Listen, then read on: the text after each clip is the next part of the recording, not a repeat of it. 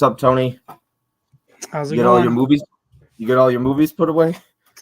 No, I actually still have stacks of movies in the back. I still got to put them away. I had a very bad game plan from last night. When you told My me, idea, so my idea was I had two tables set up, and I had all my movies separated out by actors and actresses because I thought it's going to be really hard to get to them, but that made it worse for me. yeah, that was I thought that was a terrible game plan when you told me that. I was like, yeah. And I know you didn't have fun last night, but It would have been funner if I could have seen what was going on the whole time. Look at the chat and you know listen to what you and Tim were having to say. I was so busy just putting movies away. It was crazy. I did feel bad when you said you didn't have fun. And but on the flip side, if you play better in these game nights, then you would actually have a little bit more fun, Tony. Yep. So I know I maybe, gotta do better. yeah, exactly, yeah. But I think there will be game nights. I will try and find ones that are more your speed and style, maybe. So we'll work on that in the future. But let me catch up with the chat here, and then we'll kind of discuss what's in store for tonight. We've got Joe Martinez in the chat. It's time for another great night. Roundhouse that like button. Holland Oates is here. Joe. Hey all, we got Marie in the chat. Looking forward to seeing what Tony watched. Hi, Holly Oates. You're so punctual with all these live streams. Holland just saying hi. We've got Movie Warehouse in the chat. Tiana is in the chat. We've got Holland Oates. Huck says, get ready for more movie sass tonight. You did say that you might have liked the movies more than Tim, but then you said you might not have. So who knows? Any predictions to what Bob recommended? It's really tough because it's 10 movies out of the entire world. Tony has been waiting for his revenge. Dr. Holland. I wasn't even that mean. I was only mean on Marrowbone. That was about it. And I didn't like the last duel either. There was only 2 on your list I didn't like. You were 8 for 10. So we need to stop acting like I hated his list. Corey, what's up? Hey, all. We've got Wilkie in the house. Movie Hunters in the chat. Jane Doe Letty is in the chat. I don't think her or Holland have missed a live stream. Hey, Movie Hunter, Jane, Bob, hey, Tiana, hey, Mom, Movie Hunter, and hey, Mom. Ooh, we've got Mika in the chat. What's up, Mika? Hello to all my chums here. I've got a question for you. So I saw Michelle, Married with Media, posted that Under Paris shark movie came out. Are you going to check that one out? I think it's a 4-inch, so it's going to have subtitles. It's on Netflix. Yeah. Maybe we'll see. Enjoy shark movies, and it looks fun because it's like they're a triathlon. This chair is terrible. A triathlon, and they are in the water, and there's a shark attack or whatever. So yeah. What's up, Johnny? Johnny says, "What's up, cool kids?" So what do we got in store for tonight? You're going to break it down, or you start with number 10. I'm not putting number 10 on the screen, so just pay attention to what I have to say, and that's the way it's going to work. And I'll put a picture of the movie on the screen as soon as he says the title, just so you have something to see in case you haven't heard of the movie or seen it. I don't think don't get your hopes up as far as comedies or this list is very serious. Nothing funny about this list. There's no jokes here. So yeah. Well, no Tenichiro. If you want to get started, I'll go and tell you what my number 10 is. So my number 10, you ready? No, not yet. Let me pull up my list here of notes. And I didn't get a chance to watch all 10. I've just been swamped in life, and I don't have the time. So I got to 7 out of the 10 movies, and I don't have much notes, but just like some bullet points. Number 10, what is it, Tony? Number 10, 28 weeks later. All right, and I've got it right here. 28 weeks later. You don't even have to show it if you don't want to, but you can if you want to, because you just showed a bootleg, Tony. 28 weeks later. All right, break it down. Yeah, so are you going to give a star rating, I assume? No, not right now. I'm not going to do star ratings. Well, you gotta give your bet because we like to hear stars, so you gotta give a. So to me, if I was to give this a star rating, it would probably be 2.5 stars out of 5. With the heart. Yeah, with the heart. I enjoyed it. I really liked the infected people in this particular film. I love the violence of it. What I did not care much for was, I don't know. It's really kind of hard to remember. This is one of the first ones that I watched when you gave me the top 10, and I watched it back to back with another film. This one seemed a little bit more goofy to me. I didn't really care much for the mom and the dad story with the kids, but overall, I think it was a fun film. How about that opening though? Pretty awesome. Huh? Yeah, the opening was great. Intense. I assume that was a drone shot if I remember correctly, but as he's running and you got all these zombies chasing him or infected, and he gets on the boat, I believe. And once again, so the last time I watched these two was October 2022. So it's been darn near 2 years since I've watched 28 Weeks Later. And I love this one. It's high up on my list. I remember seeing this in theaters, and what is this, 2007 probably? But I watched it with my dad in theaters, and I absolutely loved it. It was just a great theatrical experience. Seeing this with my dad, I remember seeing 28 Days Later in theaters with him when I was a kid. And this was back when you have to look at newspaper articles to find out showings and listings for movies. And so this one in particular holds a special place in my heart. So yeah, see, I don't even remember these. I don't even remember this film being in the theaters back in 2007. Never really was aware of it until it got the Blu-ray release. Okay. Well, I guess it was a DVD release at that time. Yeah. Yeah, now they're out of print. So if anyone has an extra copy of 28 Weeks Later, hook Tony up. Let me catch up with the chat here. We've got Tom Cruise saying great synopsis, Bob. Looking forward to the picks, Tony. Holland. Let's see here. Tony looks happy to drop the number 10, Z-Pam says. Hey, I'll take 2.5 on your number 10. That's pretty good because most people think you're a pretty tough critic, and a 2.5 and a heart on a number, I will take that all day because last week Tim gave essentially 1 out of 10 for number 10. Love 28 Weeks Later. Love that franchise. Looking forward to the new film. Heck yes, Mika. Heck yeah. Holland Oates says, oh wow, Tony's never seen 28 Weeks Later till this list. 28 Weeks Later is okay, far away from the first, but still okay. Hey Tony, Bobby Brown in the chat. What's up, Gizmo? Yo, Adrian, 2.5 is a pretty good start. That's what I'm saying, especially for number 10.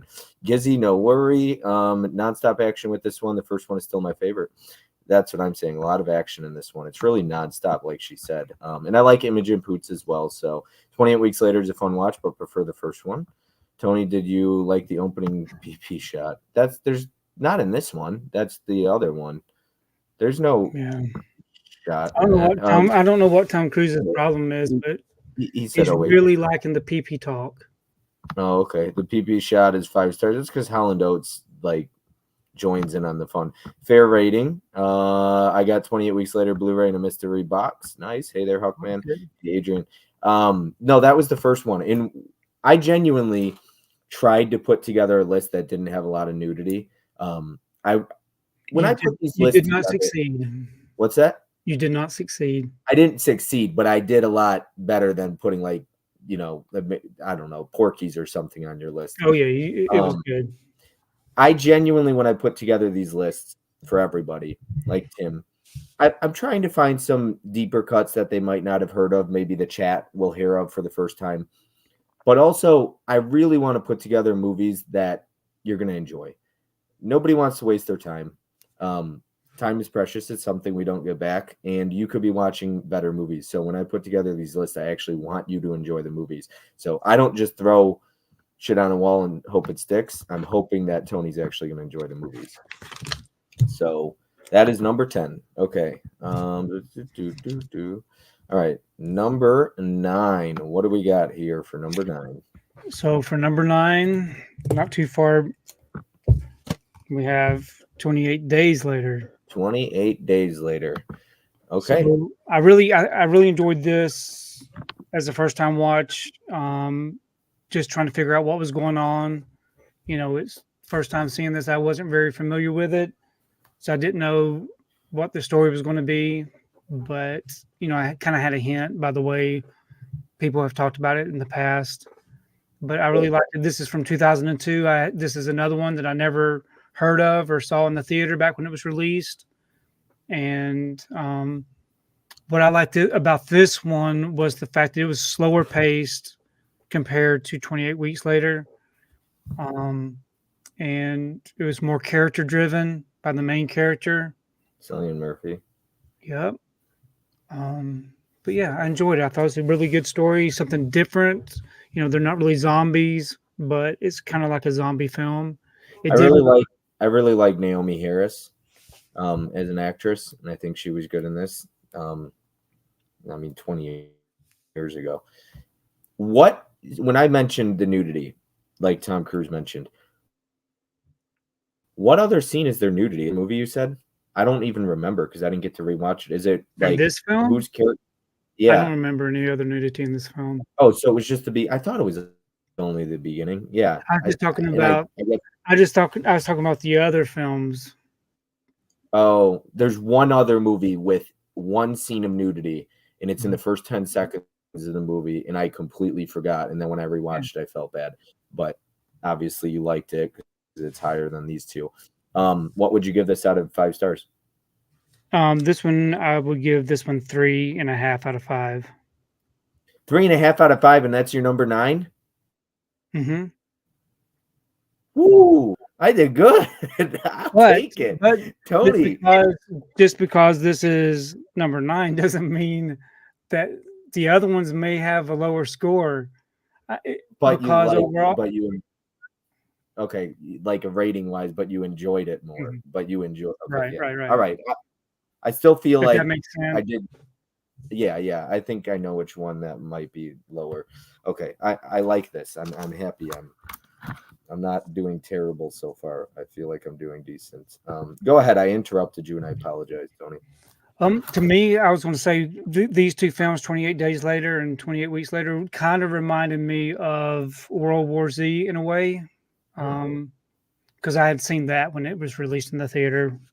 So whenever I was watching this, it kind of gave me the idea that maybe that's where they kind of took that film in a way. Something different than just a regular ordinary zombie. You know, we have fast, sick people, infected. You know, you can actually not just get bitten by one, but you kind of survive it and become sick and infected, and it just continues on. I guess that is like a zombie movie. Yeah, you know what though, as you say, fast zombies. So Dawn of the Dead with the fast ones is 2004. I've never seen that. Oh, you've never seen the remake of Dawn of the Dead? I could have put that on your list. And then World War Z is, I know that's after 2002. So I feel like this had to be one of the very first movies that did fast zombies.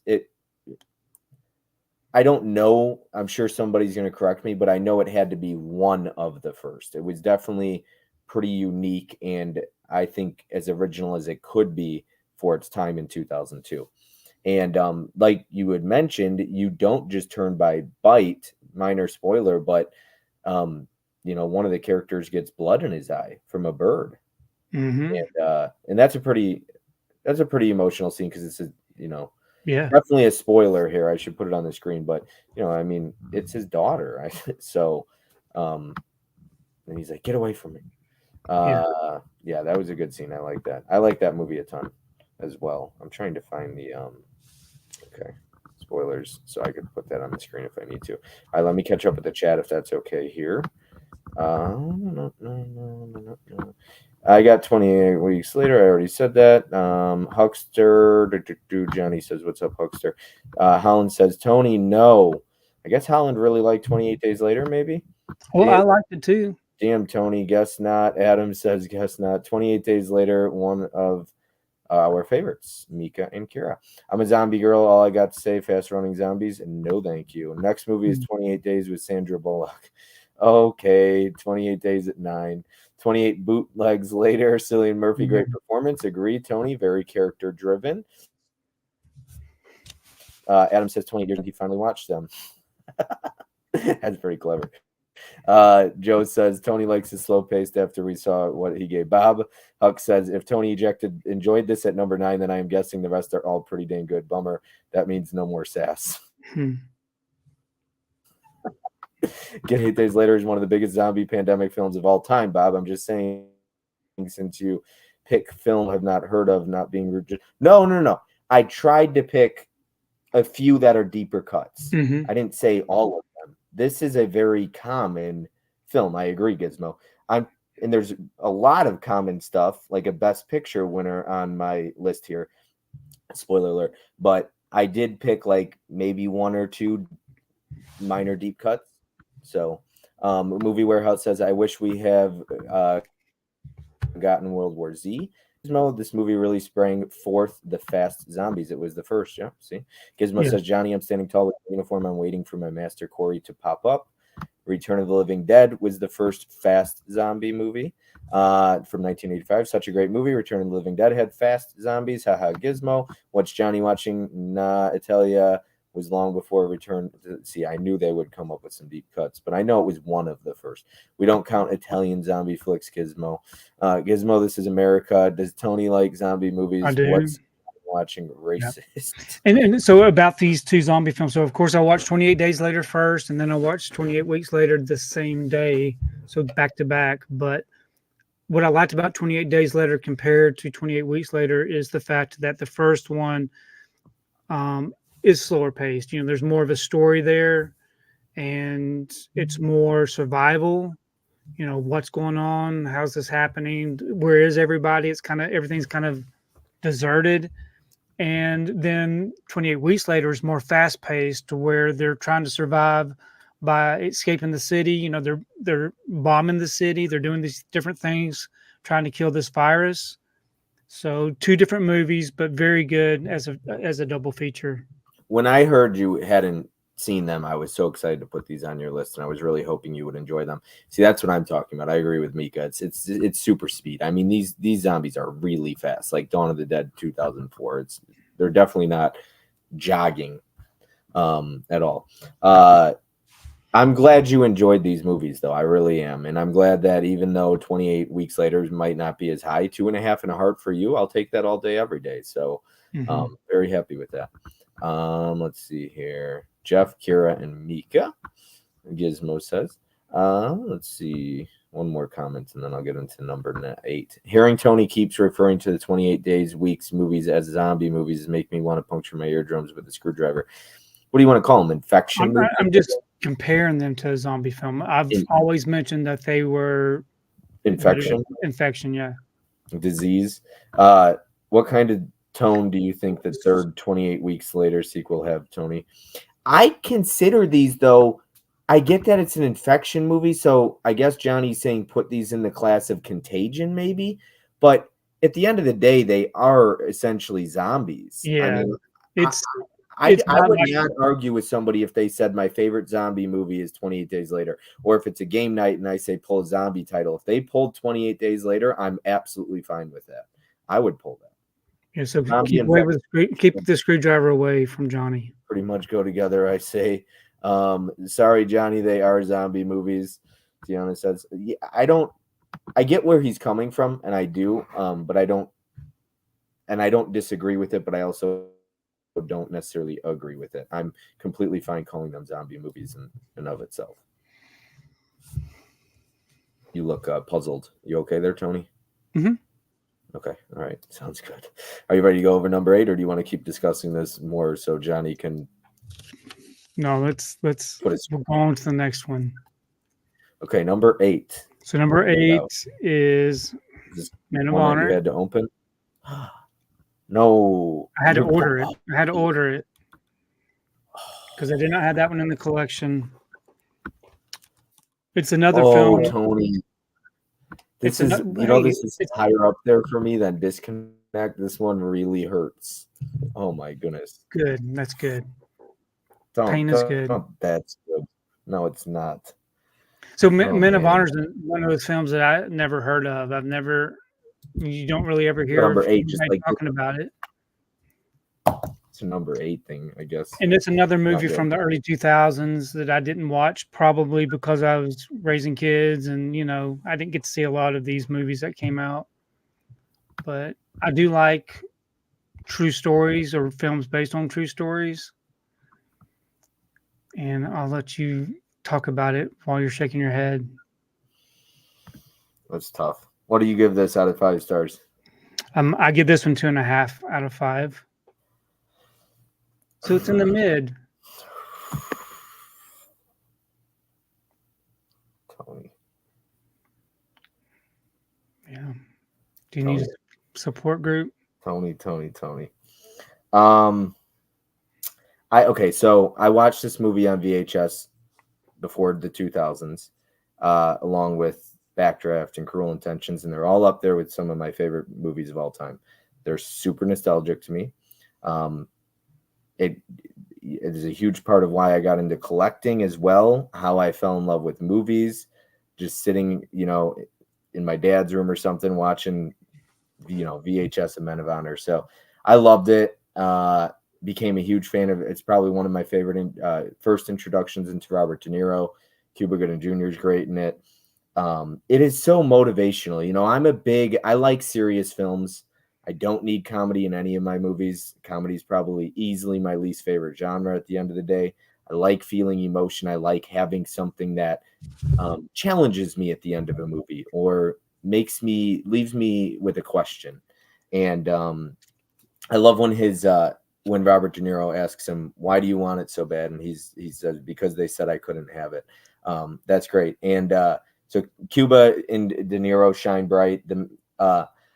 And this is a spoiler at the end of the movie, but I love when this is a spoiler. I got to put it up on the screen because I'm going to do a quote at the end of the movie here, and I don't want to spoil anybody if you haven't seen Men of Honor. When she says to him, "The man I married never quit anything a day in his life." I love that. I do. I thought she was really good. The one who played his wife, Charlize Theron, is great in it. I love this movie, man. It's one of those, like, it picks me up. Honestly, this movie like makes me want to be a better person. Cuba Gooding Jr.'s character, Cookie, I love when he does that speech at the end. He's like, "I want my 12." Oh man, this movie's so Yes. good. I mean, I really enjoyed the film just because, it's number 8. It's before the Infected People movie. Yeah, with and me. it's number 8, just like Disconnect was. So I need to avoid number 8s moving forward on this Yeah. list. And what I liked about it, like I said, I do like those perseverance type films. He had his goal. He wanted to do this.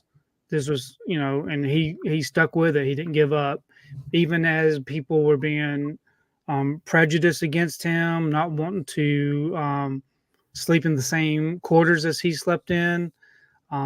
It was during that time where there was a lot of prejudices, and so I like those inspirational type films. So I really enjoyed this one. And just because it gets 2.5 out of 5 doesn't mean that it wasn't a good movie. And like you said, it's a star or a heart. I mean, yeah, he goes through so much. I mean, De Niro tells him, like, "Don't show up. They're not going to pass you. He's not going to let you pass." And then they go and put his bag in the water the way they do. And like you said, he goes through a lot, and it's a true story. I love true story movies. I've looked up how close, because when I watch true story movies, I always got to look up how closely related the movie is, how factual it is. And some aren't nearly, close to the real story, and some are. And this movie was really close to the story, at least from what I read. So, I mean, another spoiler alert, I got to dive into spoilers here, but when he lost his leg, I saw pictures online of him carrying, like, he was climbing a ladder with like a plate on his back. He did a lot more than he even did in this movie than they show. So he went through hell and back, and I love that. He's a great man, and I love this movie to death, man. It's high up there for me. Okay, let's see. April says, keep discussing. 28 days later, I'm watching Johnny blow a gasket. We have got hi everyone. Tony, hi April. Haven't seen this one. I think Mika would really like Men of Honor, don't you think, Tony? Yeah, I think so. Yeah, I think Cuba Gooding Jr. has a great performance, and Robert De Niro. He really aggravated me in this one. Oh, De Niro. Yeah. De Niro. Yeah. But I do like to see the change from the beginning to the end. Yeah, and he does a really good job. Men of Honor, I liked it back in the days. Gizmo says was a big fan of Cuba Gooding Jr. after Show Me the Money. Haven't seen this one. Holland Oates says, I'm very bad at recommending movies to Holland. So basically, if I like it, there's a good chance Holland doesn't. No, Tony, not number 8. Please, no. Don't blame your children, Tony. Hi, Holland. You mean after Boat Trip? One of Cuba Gooding Jr.'s best performances, Nicholas says. That hurts, Tony. I need a tissue. Bob needs a hug. I probably do after that one. That scene in the courtroom at the end, watching Cuba struggle with the suit and not give up, was amazing. Figured Johnny would like this one too. Can someone get Bob some Kleenex, please? Jane Doe Letty says, you are Bob's support group, Tony. Tony. I always want to call Jane Doe Letty by her real name, but I don't know if that's some kind of big secret, and I'm not supposed to say her real name because it's just easier that way. Do you need a support group? Love Tony's one-liners. Here's a tissue for you. That means that most of Bob's list is better than mediocre, better than my list too, Bob. Lady Jane, Johnny, Cuba as an actor is good, but as a person. Oh, really? The Infected People movies. Oh, as a person, thumbs down. Johnny Zombie movies. Holland Oates says no. You know, I didn't even know that the guy from Scream 5 and 6, Mason Gooding, I didn't know that was Cuba Gooding Jr.'s son until Mizzy told me. No, yes, I'll add it to the watch list. Heck yes. Awesome. What's up, Eli? We've got Gizmo saying no does not mean yes. Holland, I will report you to the police for abuse before something goes wrong. Wow. You know, when you're in the chat, I don't know what's going to happen. Or when you're in the stream, the chat's always, especially Tom Cruise, he's always got something to say. Did you talk to Tom Cruise today? I did. Did you get in trouble for pulling a bunch of Tom Hanks titles last night instead of Tom Cruise? Oh, that's good. That's good. Because I had to talk with Tom Cruise knows who the boss is, and he's afraid of me, just like you are. I told Tom Cruise to go easy on you. I'll take credit for that one. Okay, so we have got 2.5 on this one. 2.5 stars. Okay. All right. Sounds good. What do we have for number 7? So really number 7 is another based off of a true story, and that's Just Mercy. All right. Just Mercy, number 7. Yeah. So again, I love films that are based off true stories. I love films that make you feel for someone, and it's another kind of underdog story, people being mistreated. So any of those kind of films, I'm always, enjoying those something to root for. But Michael B. Jordan had a really good performance in this. You said, and I thought you were about to say Michael B. Jordan did not do a good job. He is incredible in this movie and also in Creed. Yeah, and same with Brie Larson. But as far as Jamie Foxx, I always hate to see injustices done, and to see this play out was really satisfying. But Jamie, no spoilers. No spoilers. Yeah, I'm not spoiling anything. Okay. If you need to throw up a spoiler thing, we can talk spoilers. Dive into spoilers, though. When you're ready to talk spoilers, I'll throw up spoilers, just in case people haven't seen this yet. I'm not with the chat. I'm up at the top, so I don't lose my space. I know you're looking at the chat more than likely. So, yeah, I enjoyed this one. This right here is another 2.5 out of 5 with a heart. But it is based off of the performances. I thought they were great. I do enjoy the story. What do you have to say about this one? I have to say that you are tougher than I even thought imaginable. 2.5 on Just Mercy. Woof. Yeah. All right. I just watched this one a couple days ago. It was a good rewatch because it's been about 4 years. I think I saw it in February of 2020, right after it came out in theaters. A powerful. I wrote especially the ending. Good supporting cast, excellent acting from everyone, and I wrote that it shows what happens when a community comes together too, Hmm. because you see that everyone kind of joined forces or came together to Yeah. help get the true story out there and where he was, what he was doing, things like that. Especially those closest to him. And there's a scene in the movie where Brie Larson, he's struggling because of what just happened in court, and Brie Larson's character says to him, and this hit. I thought this was a powerful quote. She says, "I think you mean more to you mean more to the community than you actually think so, or you mean more to this community than you believe you do." And I thought that was a pretty powerful quote because he struggles with that, and I'm sure a lot Hmm. of people, whether you want to call it a community or not, a movie community, but I'm sure there's a lot of people who struggle with that, trying to find their place and do I matter, so to speak. Hmm.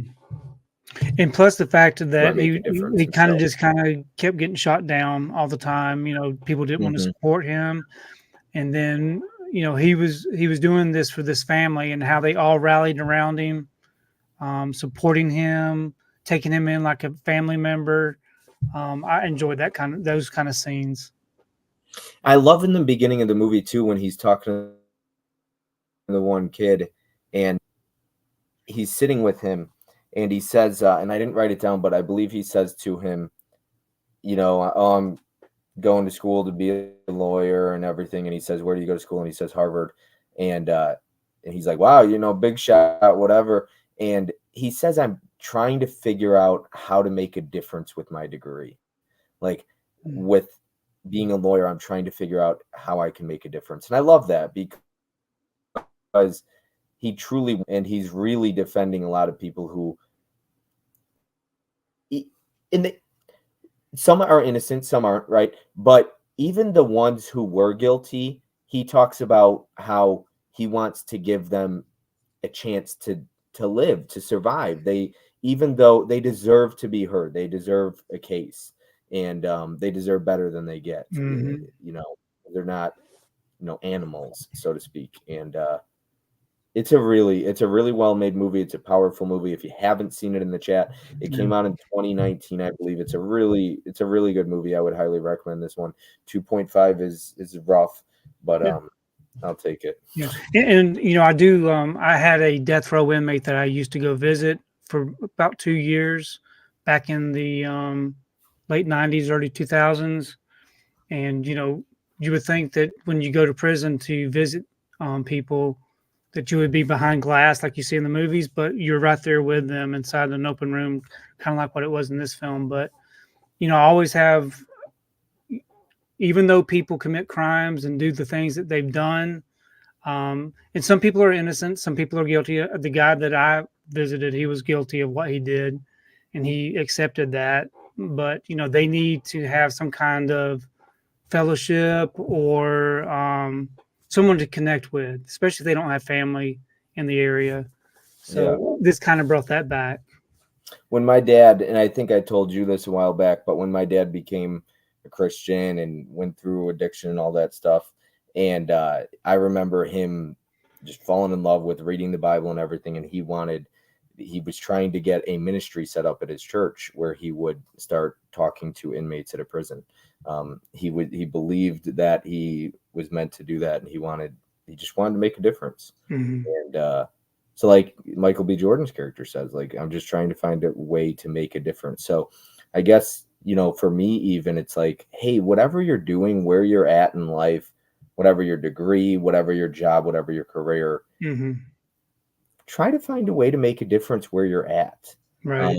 You might not have a degree or went to Harvard or whatever, like Michael B. Jordan's character, but like he says, I'm trying to figure out how to make a difference with what I Yeah. have. So ultimately for me, I know I don't want to get to the end of my life one day and wonder, damn, I didn't make a difference. Like I Right. wasted my life. I don't want to do that. So, that's one thing. And I know we're getting deep, but I don't mind that. I actually enjoy conversations like that, which is why I'd never recommend comedies very much.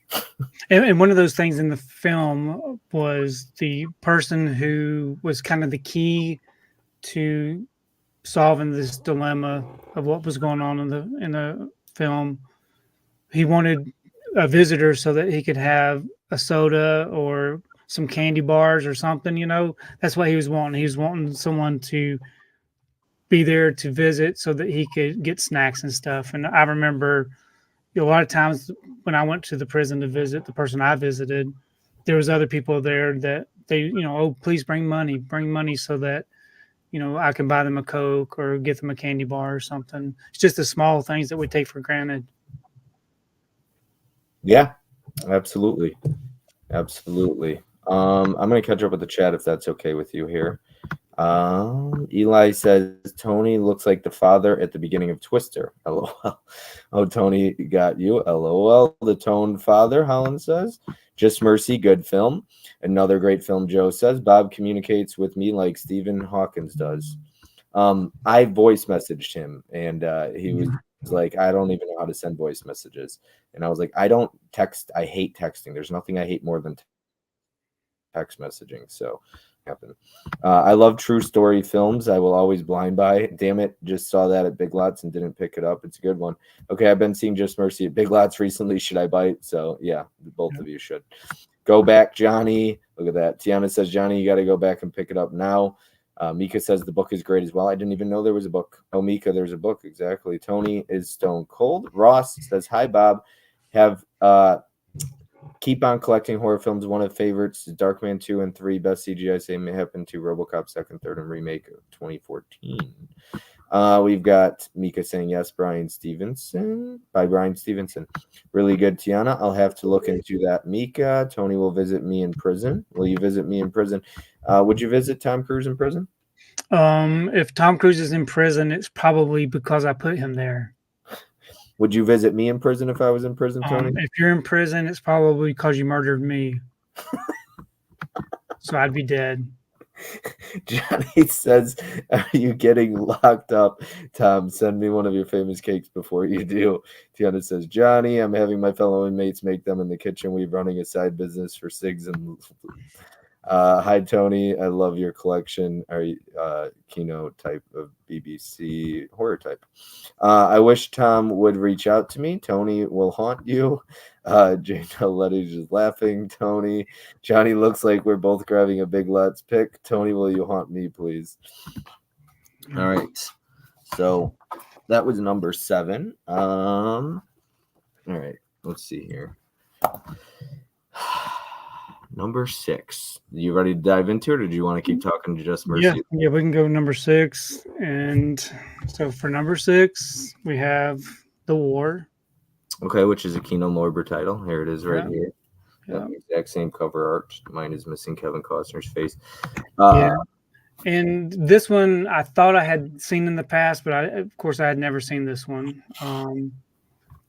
But it's a great story based off of a father and son's relationship, and it's got a bunch of child actors in it. So I think Lucas Black is in this one too. Yeah, which came up last night. He's a kid. It had to be his first role, which is wild. Yeah. What'd you give this out of 5? So these kids were growing up in the South during the 70s, and that's when I grew up, was in the South in the 70s, and we always played out in the woods and built tree forts and, did all these things with the neighborhood kids. So it kind of brought me back to that time. And what did you just ask me? Well, how many stars? You just want to go ahead and get right down to it, don't you? I just want to know how many stars. I apologize for interrupting a second time. 3 out of 5. Okay, 3 out of 5. Yeah, I enjoyed it. Okay, keep going. I do apologize. No, that's okay. When I do this, I've got to write down. I've got 2 lists because I wasn't able to put anything on Letterboxd because I'm trying to keep it a secret from everybody what I watched, and to keep Bob from looking at my scores. Right. Which I appreciate. But yeah, and I'm the type of person, I don't like surprises. So if I see people are watching something, I don't mind you logging it. I will try to keep away from seeing how many stars you gave it because I don't want to know. Yeah. But back to the movie, like I said, this was just like when we not just like, but when we grew up, you always had the kids in the neighborhood that were mean, and you kind of try to avoid those kids, especially if you're my size and you know you don't want to get beat up. So I liked seeing that aspect of it. These kids were just all over the place, and I thought they did a great job. I really enjoyed the situations that they got in, especially toward the end. And I don't know if you want to throw a spoiler thing up, but All right, spoilers. you know, the whole thing with his dad and what happened with his dad. And, you know, it's a sad situation, especially for kids. And luckily, this happened toward the end of the film. But, you know, his dad was his hero. You know, his dad came back from the war. And when he came back from the war, he kind of was in a situation to where it was hard to nail down a job and keep a job. And it was also hard to communicate with the kids. He had kids. So, you know, it was a difficult time. And Yeah, great bad PTSD. Yep. Like he said, I think at one point he says in the movie, I tried 2 jobs and then got laid, or he tried to get a couple jobs and just couldn't keep a job, couldn't get a job. Yeah, and I mean, talking about kind of how our veterans are treated when they come back from war too. I mean, if this movie doesn't show it the way that, say, Born on 4th of July does, of course, but you could see that when soldiers and veterans get back from war, they are not treated well, but they also have a lot of issues, PTSD, like that. And how it affects the whole family. I thought it does. I mean, we see it in American Sniper. So many movies show that. But Kevin Costner was incredible in this. He was really good. I love Kevin. And I like Mary Winningham, the mother. I always liked her as a character actress, and I thought she did a great job. But all the kid actors and actresses did a great job. I can imagine what a hard film that would have been to direct with all that action going on and all these kids running around. I don't know how they do it. I take spoilers off. Sure. Okay, cool. Yeah, good ending too. I mean, you get a pretty good ending there. Big climax with the towards the end, especially. Yeah. I remember this being slow. So it is a slow moving movie. It wasn't quite as good as I remember. I do like it. I do love Kevin Costner's character. He's such a great man too. He really loves his son. He's a really good guy too. He just very well mannered. You got to check it out. It is slow. It's very slow. I thought you might enjoy this one a bit. I wrote as well. I thought that's why I put this on the list, because I figured you might enjoy this one if you hadn't seen it already. Yeah, it was a long one. It did kind of drag, but toward the second half went a lot faster. Yeah. I got to catch up with the chat here. There is a lot of comments. I appreciate everyone in the chat being very talkative and everything like that. Let's see here. Tony will haunt you. Jane Doletti's laughing. I reach out to all John Doe. Hey, everyone. Love the war. Joe says Bob recommended bangers. Appreciate it, Joe. Do you agree with that statement, Joe said? Tiana, I have never seen the war. I found Tiana yesterday, showed her some love. Hey, Dimension Scott. The war is beautiful with the alien eyes of Elijah and Mr. Dancing Naked with the Wolves. The Lucas Black. Looks like I'm about to bust open my The War HD DVD finally. Holy cow. Dimension. Hey, Scott. We got Dimension Scott in the chat. Wait, Tom, you found me? Never seen The War. Great cast. We'll have to check it out. Haha, yes. Check your recent follows. Hello there.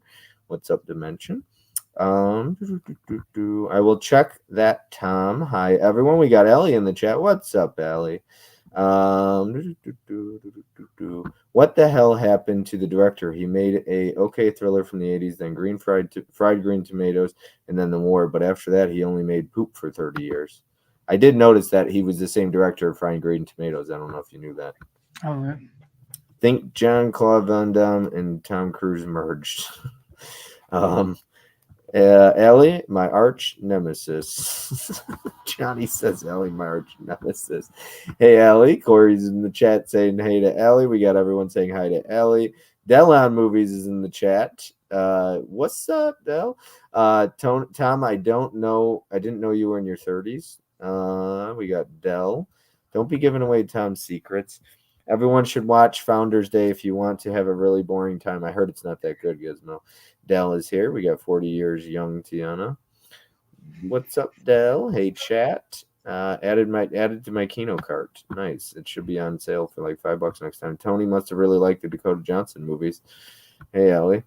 Yeah, I mean, 50 Shades hasn't been pulled yet, so no comment. Nope. Johnny, you love me and you know it. That's awesome. Okay. So that was number 6. You want to move on? I believe that was number 6, correct? Sure. Yes. Okay. So for number 5, we have Pride and Glory. All right. I'll take number 5. This is pretty high up there for. Yeah, I really enjoyed this one. Had never heard of it. It's been in this 3-pack sitting up on the shelf just because it's a 3-pack with a slip. So it was nice to be able to open that up and watch it. But I do love a good cop story, a good cop family story. And great performances on this one. This right here, to me, was one of those big films that I would compare, not to say it's as good, but I would compare it to some of the other bigger cop films. But yeah, this is from 2008, and like I said, I never heard of it before. But I thought Edward Norton had a great role in this, and so did Colin Farrell. Those two were the standouts for me. I know that Frank Grillo was in this film, which is probably why Bob loved it so much. Colin Oates' favorite actor in Hall Pass. But I love when Edward Norton is like, it cost me everything. He's talking to John Voight's character. I love that. I love that scene. I love Edward Norton's character in this movie. He's so good. Yeah.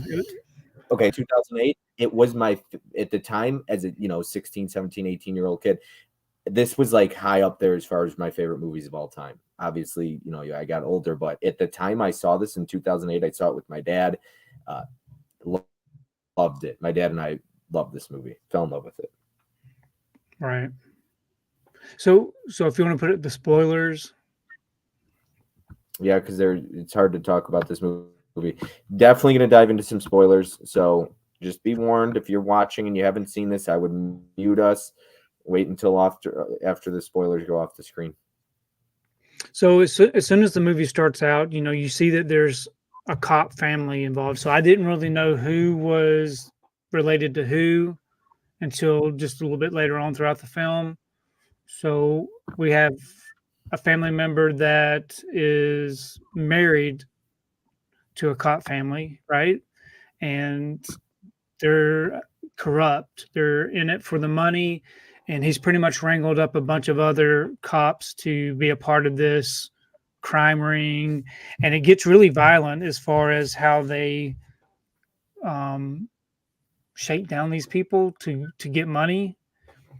And I love to see I loved seeing the way that it unfolded as far as how it played out, where you can see that Colin Farrell's character was really struggling at the end, keeping it all together, especially when his brother-in-law, I guess that's his brother-in-law, Edward Norton. Yeah. Yeah, because it's Edward Norton's sister is who he's married to. Okay, yeah, and there's so many characters to keep up with. And then his boss is his brother. Right. Yeah. But yeah, the whole thing was just, if you do one bad thing and you continue doing that bad thing, it's just gonna snowball and get worse and worse. And that's kind of the way this situation got. I think it all started with the father, and the corruption just kind of started trickling down, trying to keeping up the father's good reputation. It kind of trickled down the family line. Because I don't think the father was corrupt when he was the No, police. and I think you see that in the movie based on some Mhm. of the conversations he has. But he's trying to protect everyone. Right, exactly. And he's like, you can handle a pinch, like just take the fall. Mhm. And then his brother comes in, he's like, he's not gonna do that, Pops. But you gotta love the scene when he goes to the bar and it's just the two of them. And what I like about that scene as well is it's realistic. We're not Mhm. watching John Wick fighting somebody here. We're watching, hand-to-hand brawl between two, brother and brother-in-law. And then with the pool, but man, that scene at the end when he's handcuffed him and he's like uncuff me, give me a gun. Mm. Man, that's brutal. Yeah, it's there's a couple, all the, I don't want to say subplots, but they come together at the end of the movie, and there's a lot going on, like Tony said, but it all kind of comes to a head by the end of the movie. And like you said, I mean, it's not just one character making poor decisions. You see it at the Mhm. end of the movie, robbing the store, things like that. I mean, Yeah.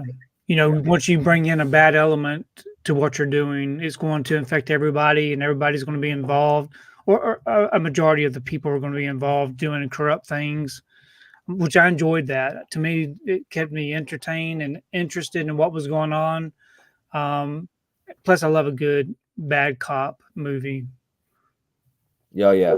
I mean, and it's got a pretty powerful song at the end, and then in memory of, and I looked up who the guy was, and there's a story behind that as well. But yeah, I'm gonna take off spoilers here. Yeah, man, this movie blew me away in 2008 when I watched it, I believe 2008. So let's see. Bob interrupts Tony, and Tony lowers his head, plotting his revenge. Where was I? I missed a couple. We got Holland Oates. Holland brought up Dakota Johnson. Johnny's Time to Sign. Someone needs to recommend 50 Shades of Bob. Never seen it. The war movie, I've never heard that one. Good Kill, Best Shown Military Film, or Trench 11. I opened up the tub of sour cream, closed the tub of sour cream, Holland. Pride and Glory, another great film, Joe says. I've been wanting to see Pride and Glory. Please do. Colin Farrell is one of those actors where he makes an amazing movie or a giant dumpster fire. Bob interrupts Tone. Okay, I read that. Haven't seen this one either. Do you think Mika would Oh, enjoy this one? 100%. Check it out, Mika. Okay, nice. Yeah. Mika likes a lot of movies, so I will celebrate your stream in Dreamland. Only 4 hours to Little Demon wakes up. Ooh, so I need to, yeah, 4 hours isn't a lot. So good night, Gizmo. No worries. Haven't seen this one. Night, Gizmo. See, Del's good one. Pride and Glory and Copland are two that are I fantastic. love Copland. I think Copland gets a 5 on my letterboxd. I think it does. Not enough people talk about Copland or this. Yeah, I love it. And Copland, I think I watched when I was a kid. I'm gonna have to rewatch that.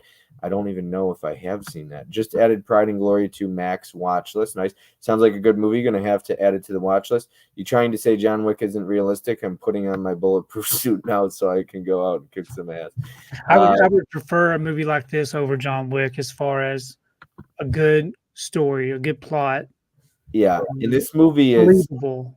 it's long because it's over 2 hours, and it's Tony, I returned the favor because most of my list outside of 28 Weeks Later is slow moving, right? Mhm.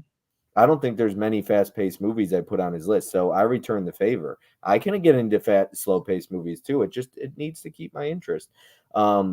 Stalin is dead. Corey is alive. See you guys and hope you have a good National Fish and Chip Day. Nice. Tiana says, awesome list so far, guys. I haven't seen a lot yet, so she's going to be adding a lot to her watch list. I always enjoy seeing people's watch list. And Tiana, thank you for the super chat. I really appreciate it very much. I know you sent one yesterday. I do appreciate it. I do enjoy watching people's watch list on Letterboxd. They just keep adding more. And I see it, and a lot of times it's from either stuff people recommended to me, or I recommended to people. So I really appreciate that. I think it's really cool. And thank you again for the super chat. Holland says, I watched Copland after I saw Tony and Hook put it on their top movies of the 90s. And did you like it? I really enjoyed Copland. Copland had such a good cast. We're talking about Pride and Glory, okay, Nicholas? Okay, Del. But I'm glad you enjoyed this one. How many stars for it? 3.5. Nice. 3.5. I'll take it, man. Yeah. Okay. All right. Let's see if I get any higher than that because we're moving on to number 4. There's one that I'm surprised hasn't been pulled yet. The other ones, not so surprised by, but there's one that I feel like it's got to be coming up very soon. John Wick is the best since the Matrix. The new Matrix is the Jonathan Groff. All right. Do you want to move on? Yeah, we can move on. Okay, Move on to so number 4. number 4, we have Eden Lake. Okay, I know Joe loves this movie, so Kelly Riley, Michael Fassbender, Eden Lake. It's And the thing that was most exciting about this film, of course, it's number 4 because I really enjoyed it, is the fact and you that opened up your media book. it actually, my media book actually fit inside of a sleeve. So it's nice and protected now.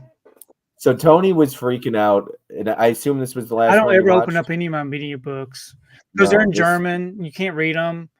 I got you out of your comfort zone for There's sure. no other way of watching this film other than getting a the media book.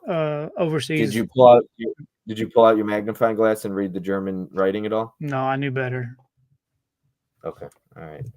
Number 4, did- Eden Lake. I know Joe is very happy right now. I don't know if Joe knew this was going on, but oh my gosh, 4.5 for me. So maybe I should have recommended well, Joe had already seen them, but it sounds like Joe's loving my list. It has to be Critters 3. Oh yeah, Eden Lake. So the thing about Eden Lake though is I had no idea what it was about. You know, Grant's seen this movie. Grant, tough watch for him. It was a tough watch for me too, Grant. So don't. Grant watched Eden Lake. My mind is blown right now. Grant. Hardcore Grant. That is his new nickname after seeing Eden Lake. So is there like a DVD release? There's a DVD release or something? There's a DVD release of it. There's also Blu-ray overseas. I never heard of it. There's a Blu-ray overseas as well. So Grant. Joe loves this movie. I love this movie. There's a person in particular that does not like this movie, and I don't know if she wants her name mentioned, but she hates this movie. You can go find it on your letterbox if you follow her, but she hates this movie, and I always enjoy chatting with her about it. It's not Mika. Eden Lake is brutal, that ending. So this is another one that has some kid actors in it that really angered me as far as watching them and their behavior. So that part of it was aggravating. And as far as Michael Fassbender, I always enjoy his performances. He's a great actor. I don't know that I've seen very much of Kelly Riley's work. She's in one of the movies that we'll talk about. But I don't know if it was intentional that you would give me more Kelly Riley. Yeah.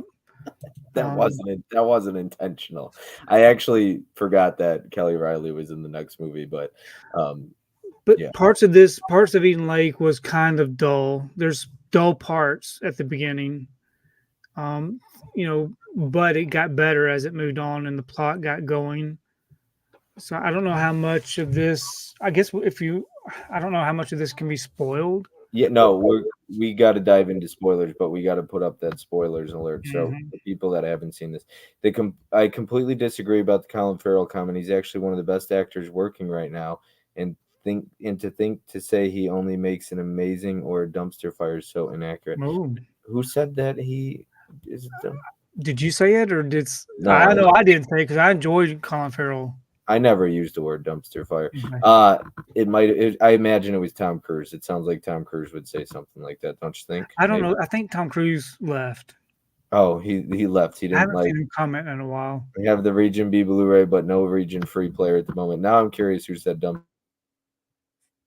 fire. Kids' parents suck. Yes, they do. Adam agreed. Yeah. Mika, I want justice. Are we going to talk about this? Adam. Yeah, let me catch up with the chat and then we'll move on. I mean, who had a better 2022 Banshees or Inisherin, the Batman after Young and 13 Lives? Lives. No one had a better year than Colin Farrell that year. I like Colin Farrell a lot, and I love 13 Lives. I don't know if I'm familiar with that one. I don't think Colin Farrell much. I said. Oh, I don't like Colin Farrell much. I said. The We the said movie I can't pronounce Colin- was my favorite movie that year with Colin Farrell. well, Ellie, Banshee Jennifer, Sheeran. Jennifer Gardner in that course. Corsage is my favorite, Ellie. even Tony's shaking his head. He's in approval of that. Need the dull parts to build the story, Tony, so you feel something for the characters. Yep. Okay, let's dive into spoilers. Let me put it up on the screen. So if you haven't seen this movie, these are major spoilers we're going to dive into. You really can't talk about this movie without spoilers. So spoilers. Okay, Tony. So I want to know about these kids. I mean, you can tell that those parents really aggravated me as far as anytime I saw the parents to these kids, you can kind of see why the kids are so messed up. From the damn beginning, when she says, "Not my kids," it's terrible. Not my kids. And they're just like, "Oh wow, okay." Yeah, and the Eden Lake area, that whole town seemed to be pretty rotten to me as far as the community there. It wasn't a very upbeat, lively community. And toward the end, so the whole thing with this couple being terrorized by these kids, the pain that they went through, I can't imagine how they survived as much as they survived. It was brutal. You could actually, to me, visualizing what was going on with Michael Fassbender's character and being tortured and sliced and all these different things that were happening. And then with her trying to escape and trying to watch what was going on with all of this situation and her stepping on that big stick, that spike thing. Oh man, whatever that was. So, and then the kid that was being bullied, they lit him on fire. Yeah, man, that was terrible. That's tough. You hear screams. So I had Mizzy watch this movie about a week ago because he's going to be watching this, and he was telling me tonight, and he was really looking forward to hearing your thoughts on some of these because he knows you're a pretty tough critic. And he's been wanting to see Eden Lake because it's, Joe just did a stream with Corey on Eden Lake, and I'm glad to see Eden Lake is getting its due now. And he called me afterwards, Mizzy, and he was like, that kid that got burned. He's like, and so I told Mizzy when we watched it, I said, there's a scene with the box cutter that you could like literally feel it as if you could almost feel the pain. You could feel it. Yeah. And then the whole time that he was underneath the boathouse, the little lake house thing, the little shack in the water where him and her were under the water hiding from the kids above them. Yeah. He did a great job acting that scene. I mean, his shivering and the verge of death and everything. I thought he did a great job. And he knew it. So he says, "Oh my gosh, it's black blood." And I know Mizzy was like, "Black blood, what is it?" I think for black blood though, it was so deep. He was cut. You see how deep the one cut was. He was just, there was no stopping the bleeding. I mean, and I think that's where you get your black blood from. What's that? Yeah, because he was sliced. Because you can see the one kid just go dig it in and then go like rip it. And and you could see how some of those kids didn't want to participate, yet they did because they were being bullied. They were fearful of their lives. I mean, because look at what they did to the one kid that really had nothing to do with any of it. He got burned. And then Jack O'Connell is the main bully in this, and he was he was the main character in Unbroken. He plays Louis Zapparini in I haven't seen Unbroken yet. Really? Wow. See, there's some deep cuts for you to watch that I might have to write down.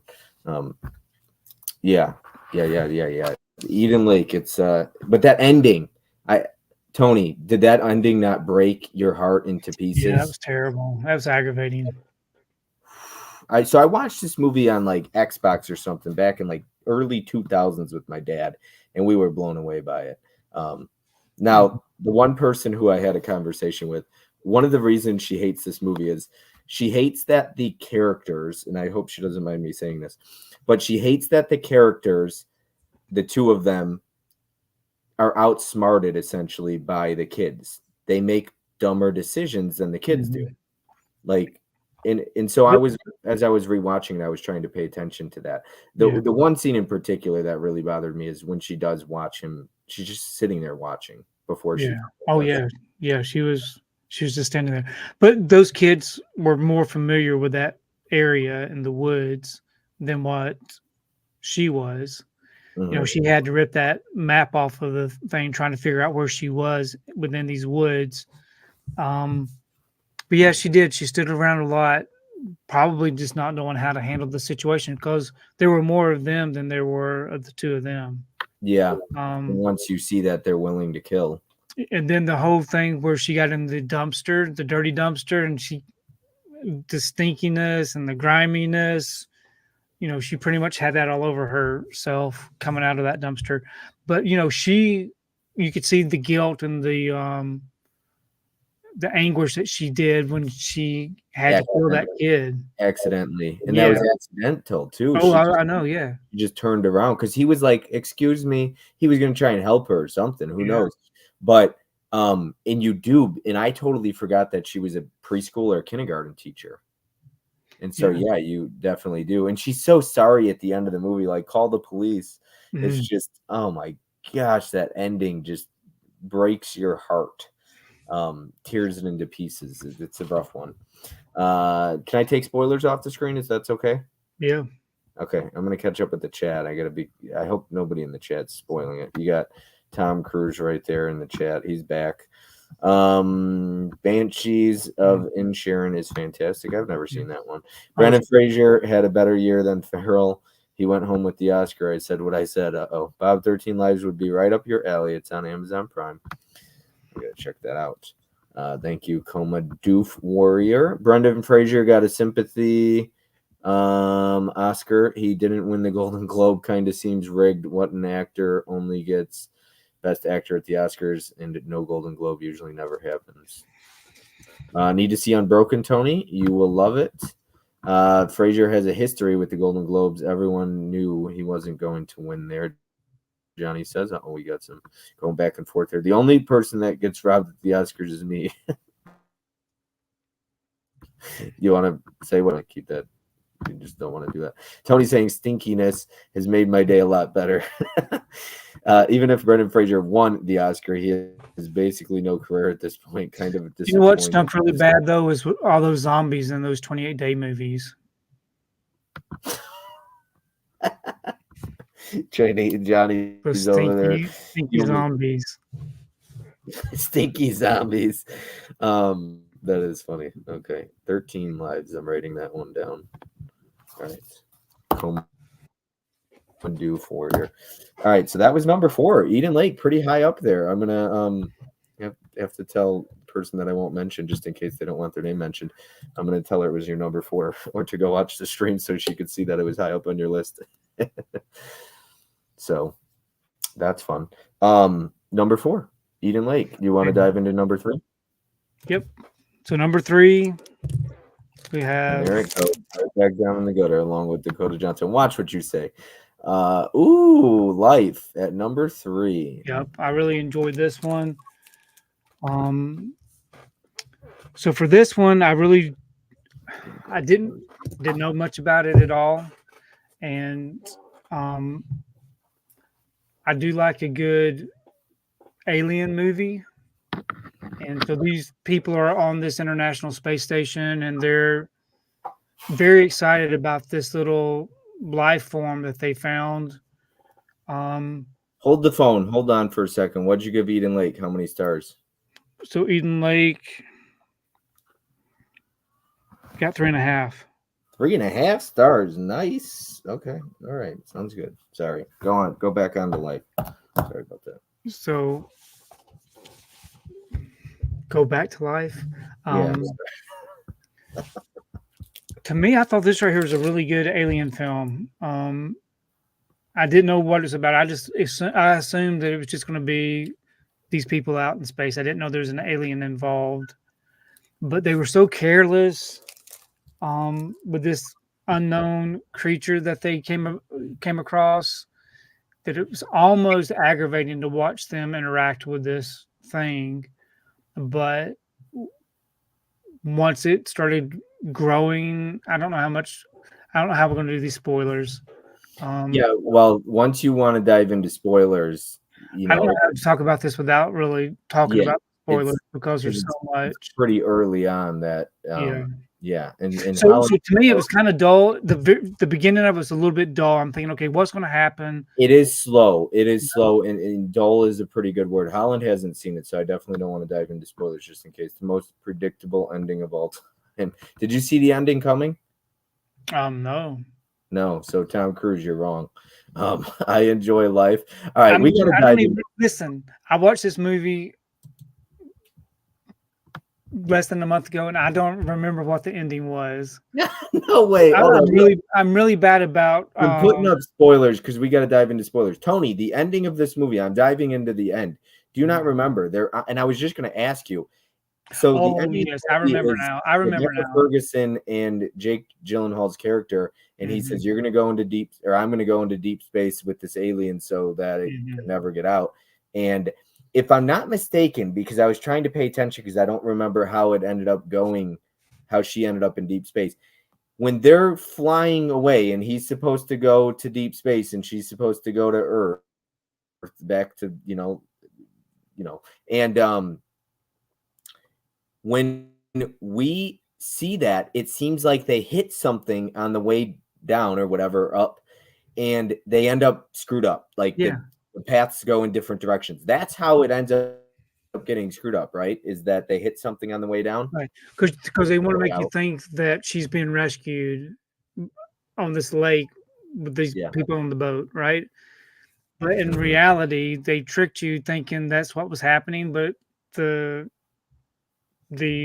whatever they were riding in to get back down to Earth got switched over, and so they were really opening up the creature, which that was exciting. I didn't see that. I did not see that coming. I showed this one to Mizzy recently. Well, he had seen it, but he didn't remember a damn thing about it, which is really fun. And I had forgot a lot of the elements of it as well. The ending did actually blew me away. I was pretty surprised by it. And regardless of being surprised or not, I thought it was still well done. But the alien was huge, and I forgot what they named him, but huge at that point. And then you had a boat pull up, and then they show you from a distance another boat pulling up. This thing would have grown to become a blob type of, just massive by the time it got off of the ocean or out of the boat. I mean, because it grew so fast. So fast every time it killed something. Yeah, because it kind of consumed them. Yeah. So the special effects were not the best in the film as far as visually, but it was really painful to watch some of these scenes to where this alien creature latched on. What happened with Ryan Reynolds' character was painful to watch. And same way with the guy with his hand. How about the blood though in the space when Ryan Reynolds is coughing? It's so well done. That scene is really well done. Good. That was great. That was pretty good. Yeah. So I really loved that one. I gave that one 3 out of 5 stars. And it's got Rebecca Ferguson in it, and I'm jealous of Tom Cruise because I fell in love with Rebecca Ferguson because of the Mission Impossible movies, and I was very disappointed she won't be in the new ones. But this was excellent, very well made. And how many stars? 3 out of 5. 3 out of 5. Yep. And I've only seen Alien, the first movie. I saw it when I was a kid, and I saw it once after that. To me, I think I enjoyed this film more than I enjoyed Alien. Wow, the original Alien. Not Aliens, but Alien. That's okay. Yeah, that's a hot take, but I didn't see Alien as a kid. I'm going to take spoilers off if that's okay. Tony? Yeah, it's okay with me. Okay, you're just reading the chat. You're one of those people, and I do it too if I'm a guest on. Well, I didn't get to read the chat last night. you'll be reading the chat, and I'm like, I know he's laughing at something. What is he laughing at? Tom Cruise. I loved Life, especially the ending. Oh my gosh, reminded me so much of Alien. Life is a great film. I love the Life Steelbook. It's a beauty. I enjoy Life. Life was a great story. Jane Doletti says, not a big sci-fi guy, but a big fan of it. I think I've been successful, like 7 for 7 with Joe. Tony, it's illegal alien movie. One of our favorite sci-fi flicks, Mika says, would be awesome to see a sequel to Life. It would be, but it would almost would it ruin the ending of the original if you did a sequel to Life? Imagine that thing being loose on Earth. Yeah, that would be. That's a spoiler, but yeah. Tom Cruise says we got it. Warehouse. It was called Venom. Would love to see a sequel. These movies are old. Who spoilers? Just say it. Damn, how Tom Cruise is he's feisty, isn't he, Tony? Mm-hmm. Of course you don't, Tony. Gyllenhaal did Everest 3D and The Day After Tomorrow. Yes, he did. Kelvin, that was the name. Yes, the debris is why the pods get mixed up. Stupid, so dumb. Is he calling me stupid? I enjoy my sloppy seconds. What's that? He probably just called us both stupid. Please end the stream because I said Life was better than Alien. I said that I've only watched Alien once as a kid and once as an adult. And to me, I think I enjoyed this one more than that. So, yeah, sorry. I didn't even see Alien as a kid, so I probably enjoyed this one more than Alien. Looks like I'm unsubbing from Tony Blasphemy. Life better than Alien. Ross, here's the Alien movie, Predator 3D version of Predator 2010. Yeah, I didn't even see Alien until about 2 years ago on Alien Day. I haven't seen Aliens yet. I've still never seen the sequel to Alien. I've never seen Aliens. I got to get around to it. But that was number 3. Do you want to continue to talk about Life? Do you want to get ripped on by Tom Cruise some more? Or Johnny. Johnny's really after me tonight. Yeah, Johnny and Tom are on one. They're pretty ruthless. I'm gonna have to speak with someone about Johnny. About April? Mm-hmm. Yep, yeah. Should we put him in timeout? Maybe April will pop in. No, please don't do that. You're not missing much with Aliens, Bob. Unpopular opinion, I enjoy the first Alien more than the second Aliens. Bob, get on watching Aliens. It is a must. I do need to see it. Because I seen Prometheus and I did not like. No, I saw parts of that. It bored me.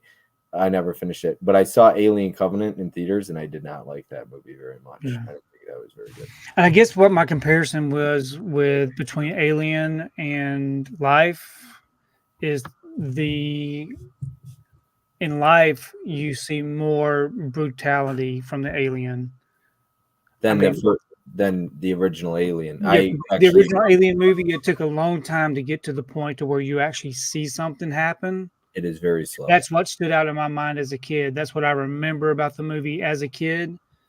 And so is that another one like Back to the Future where you haven't seen it in 45 years? Well, not necessarily 45 years. Okay, but I'm not that old.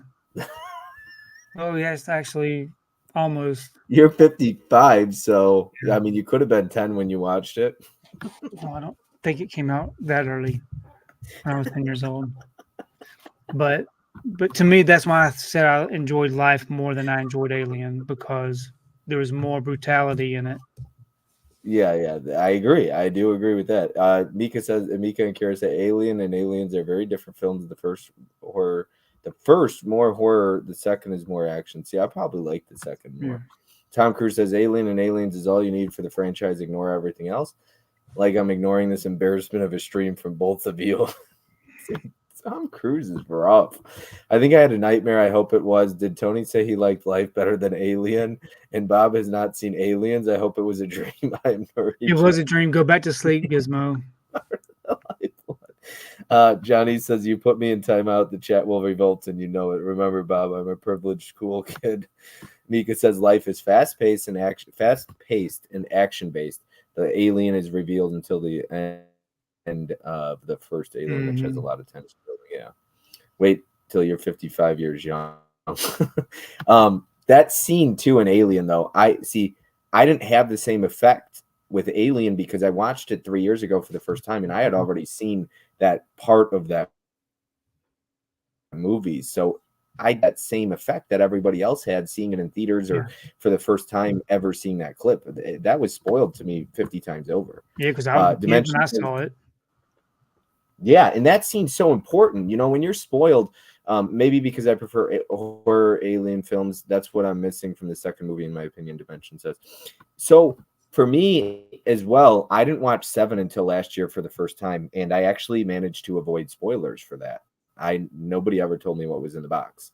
And I'm glad I avoided spoilers. And I remember after I told people I had never seen that, they started to type in the chat spoilers, and I ended up watching it that night to avoid spoilers. But yeah, if you can avoid spoilers on movies, that's why Tom Cruise is saying these movies are old. Just say it. It's like, no, because there's still people out there that even for a 50-year-old movie might not have seen it and want to avoid spoilers. You never know. So I avoid spoilers.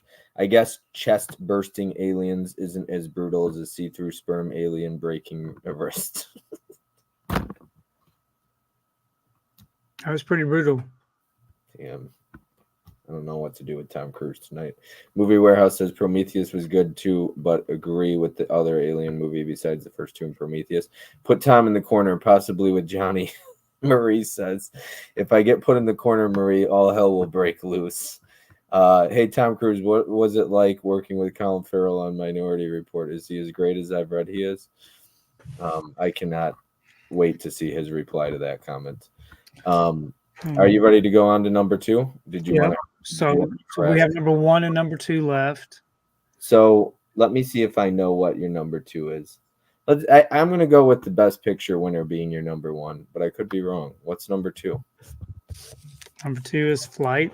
Haha, I was right. Number 1 will be the best picture winner. Number 2, Flight. All right, Flight. So this is the one that had the nudity in the first 10 seconds of the movie. Yeah, so this was one of the... So after I watched 28 Days and 28 Weeks Later, then I watched this one. And so 28 days later and 28 weeks later, I watched it on the same day, right? Nudity, male nudity. No nudity and in then 28 weeks later. I'm just saying it was a double feature on one day. So that first day, nudity. Second day, nudity. Yeah. I think, okay, what else? What else am I going to be seeing? And I think that was pretty much it as far as nudity. Was it as far as nudity. So you did good. You did good with that. So congratulations. Thank you. I tried. I totally forgot about the nudity in the first one. Yeah. Or in the Flight. I wasn't really knowing exactly what to expect with Flight. So I'm very surprised. You got 3 stars for life. Okay, so what's the star rating on this so I don't forget? For Flight? Yeah. 3.5. Okay, 3.5. All right. To get a 4 or to get a 5 on my list, it's very difficult. Well, we'll see if my number 1 your number 1 got a 4 stars. So or maybe 5 stars. I don't know. Doubtful. That's tough, like you said. So what I liked about Flight, of course, I really do enjoy. I think Denzel Washington is a great performer, and I thought this right here, he did excellent from start to finish. I don't know exactly how we can talk about this film. The basis of this film, I think people would know that. Is that a spoiler? The basis of the whole film? It is a true story. Yeah, people don't know the story. He was high on cocaine and alcohol when he flew a plane and had to, I forget what they call it, but fly it upside down about 500 feet off the ground.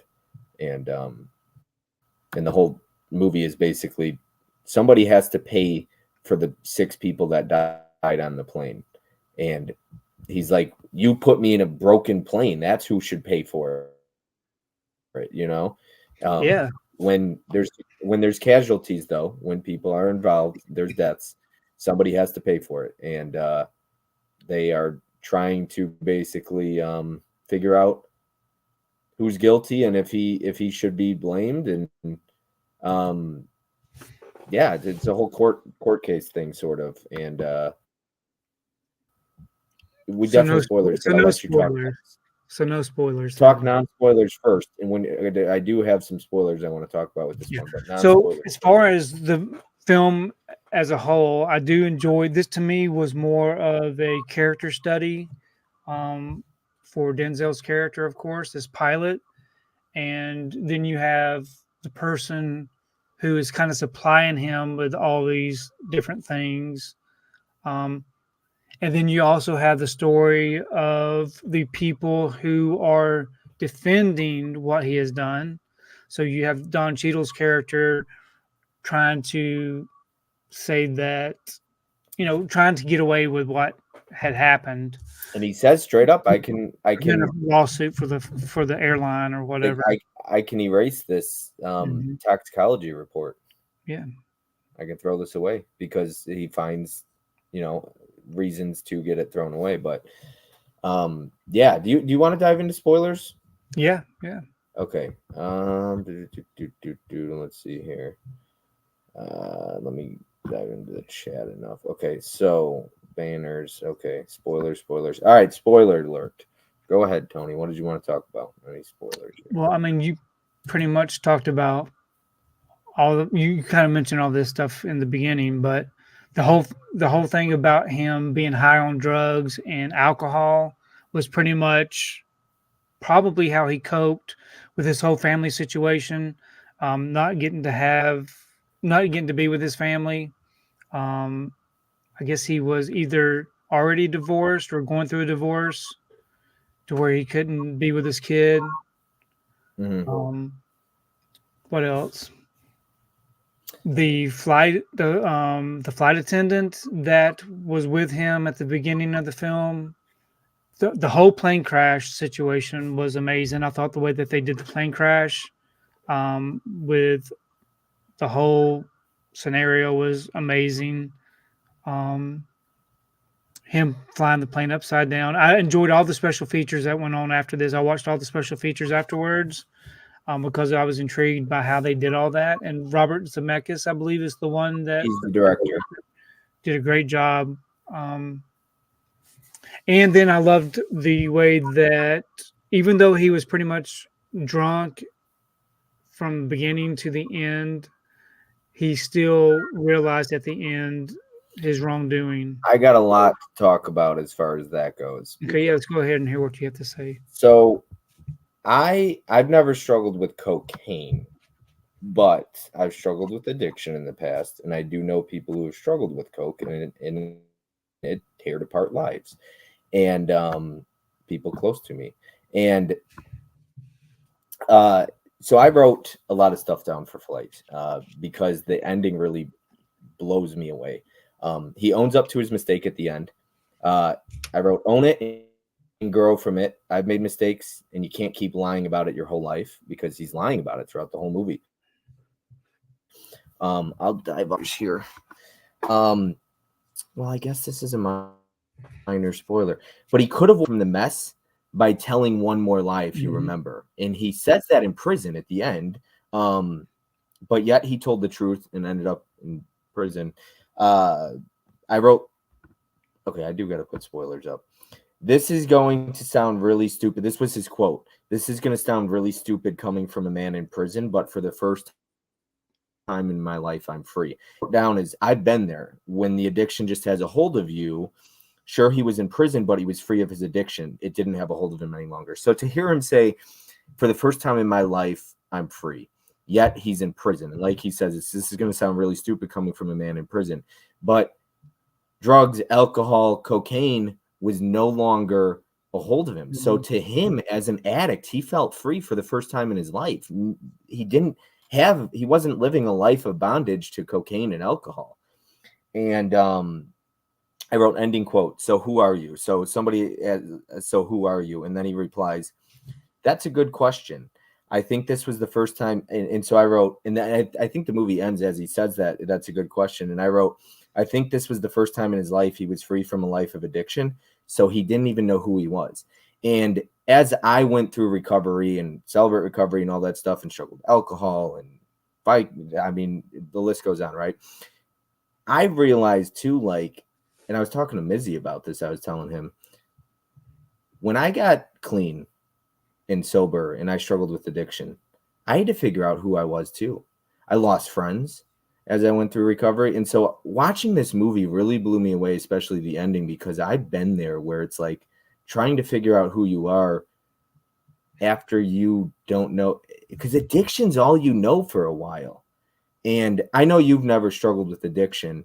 And I know Tim last week was talking about it. It's tough to, I guess, movies, but he's like, it's tough to relate to a movie like Smashed because I've never struggled with addiction. But for me, that's why addiction films hit so hard, especially in a movie like this by the ending quote, because it's like, for the first time in my life, I'm trying to figure out who I am without alcohol or gambling or Vicodin or whatever. It's like, and you're learning for the first time. Right. And, I've had to struggle with addiction based off of a family member that goes through that, being on the other end of it, where you have a family member that's, alcoholic, gambler, all of these things, and how it kind of affects it, it affects the whole family.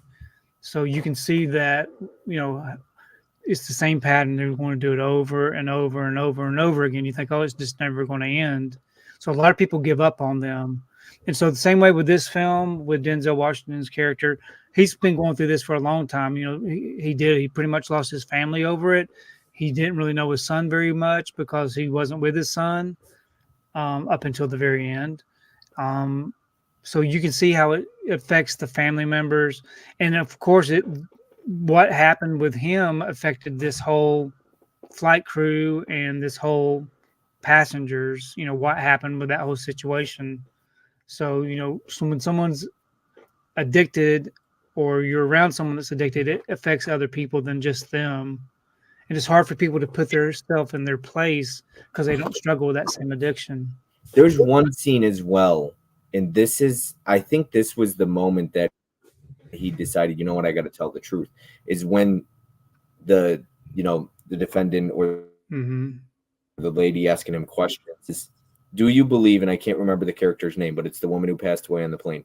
Do you believe she could have been the one that drank the 2 bottles? And he's like, please repeat the question. He's struggling.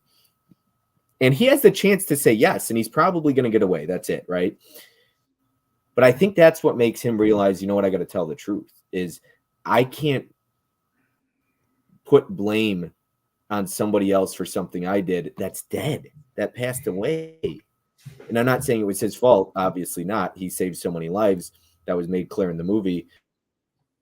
But it's like, you talked about it with your family and everything, your family member. When it comes to addiction, it's easy to continue to pass it off and make excuses and just lie and lie and lie. That's what addicts do. It's so easy to do and get in that habit. And I love that he finally comes clean and he realized, I can't blame, when I know I was wrong, I'm guilty, I can't blame somebody else for it. Yeah. For something I did. That's dead. And the fact that was the ending, I did, that wasn't the very ending. Like you said, he was doing that talking voiceover from jail and all that. But I did not see that ending coming. To me, I thought his character would have probably gotten out of the situation somehow. So I thought that was a really good ending, especially not putting the blame on the person that was dead, because it wasn't her fault. Right. And plus the fact that you see the reaction of the people that were trying to defend him and trying to keep from getting a lawsuit for the airline, how despicable they are, They just seem to tell a lie and to get out of the situation. But yeah, I did enjoy that. I enjoyed the fact that it ended the way that it did. Yeah, same. Absolutely. I love that ending. I'm going to catch up with the chat here. Tom Cruise says he held his own coma. You haven't seen it.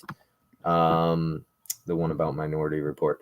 I saw Eden Lake last year, Grant says, and it was from a UK physical media community. It was brutal watch, and I put it on the list of tough movies I watch. It is. It's a brutal watch, yeah. Tom Cruise, best actor in Dead Reckoning Part 1 and 2 in IMAX. I'm the best actor alive, Ross. I'm not a Flight fan. Tiana. Really enjoyed Flight. Denzel, great actor, really doesn't miss with his performances. 100% agreed. I've never seen him miss. High five on that one, Tiana. Flight is another banger, Joe says. Wow, Tony had to watch some good movies this time. Yep. I'm so glad people thought I put together a good list here. Good to hear Tom Cruise. Too bad he wasn't in Minority Report more. Yes, he did, Jeff. He didn't really watch them, John Doe. He fell asleep, can't even remember the ending of life, and he saw it today. It takes time to click in my brain. Tina loves films. Do you know Flight is one of Robert Zemeckis'? Tom, I do. Ross Quinn. Bob, Flight is based on Alaska Airlines 261, but not a true story. I thought it was a true story, Tom. Tony. Yeah, I don't know about that. Flight is so good. John Goodman is worth the price of admission. I think I'll go have a Cocoa Puff now. Oh boy, yeah. The whole drunk pilot story is complete fiction. We need Eyes Wide Shut sequel. Stats Youngs are your own production company. Make it happen, pretty please. Hashtag you. Coma the 4K is coming out this year, so you're welcome. Since you're here, did Kubrick really hate the finished product of Eyes Wide Shut? It's okay if this is a safe space. You can spill the beans. Kubrick hates everything. I wanted more, but I can't read this when Tony's here. Okay, Tom Cruise. I'll buy the 4K if you spill the secrets on Eyes Wide Shut. Don't disappoint a potential customer, Tom. Sully was based on a true story. I know Sully was, yeah. I totally didn't realize Flight wasn't based on a true story. Okay. Do you want to keep talking about Flight anymore? No, I think we've beat it to death with a stick.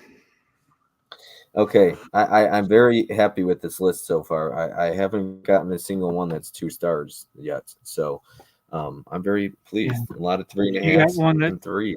yeah, 2.5 was the lowest. Mm-hmm. And there Yep, was so 1, 2 of them. Just Mercy, 2.5, and same with Men of Honor. That's BS. yeah, but so far I enjoyed everything. Okay, There 9 wasn't for a 9. single film that I did not enjoy. I'm so happy. I'm very happy right now. I'm honestly I'm excited because I don't like to waste people's time. Yeah, I'm sorry I wasted your time with Marrowbone. I mean, Marrowbone, yes, but I don't get mad at people's recommendations. So I want to see movies. I'm always happy to watch something I haven't seen. And you tried, and that's okay. As long as people don't recommend shit like Barbie to me, like my buddy. That, no. We're just, no. Okay, moving on. Number 1. would you like to show number 1? Oh, you don't I own don't it. have a physical release of it. Yeah, okay. Number 1. Drum roll. We have got Coda. Because Tony hasn't seen this. Now, originally I was going to put The Town on your list, and then you went and watched it, and you were like, this can't go on my list. I've seen this before. So it's like, okay, we got to put Coda on your list then. Yeah, so The Town was one that I didn't remember if I saw it or not. I can't. I watched it for a while. I think, yeah, I've seen this. So that's really a bad thing. And Tom Cruise, you know, he probably, I know he said something earlier about me not remembering the ending to Life. But I watch at least one movie every single day. So those movies start blending together. So I couldn't remember if I had seen it or not. But I did see The Town. And I did enjoy watching it the second time. So that was good. Wait, John Doe Juggalo's never seen The Town. I could have put The Town on your list. I am so pissed off at myself right now. Oh my gosh. I can't believe that. Oh my goodness. That's a bigger surprise than Disconnector Men of Honor being number 8. Coda is so good. Loved Coda, Mika says. Toy Story 3 was a better Barbie movie than Barbie.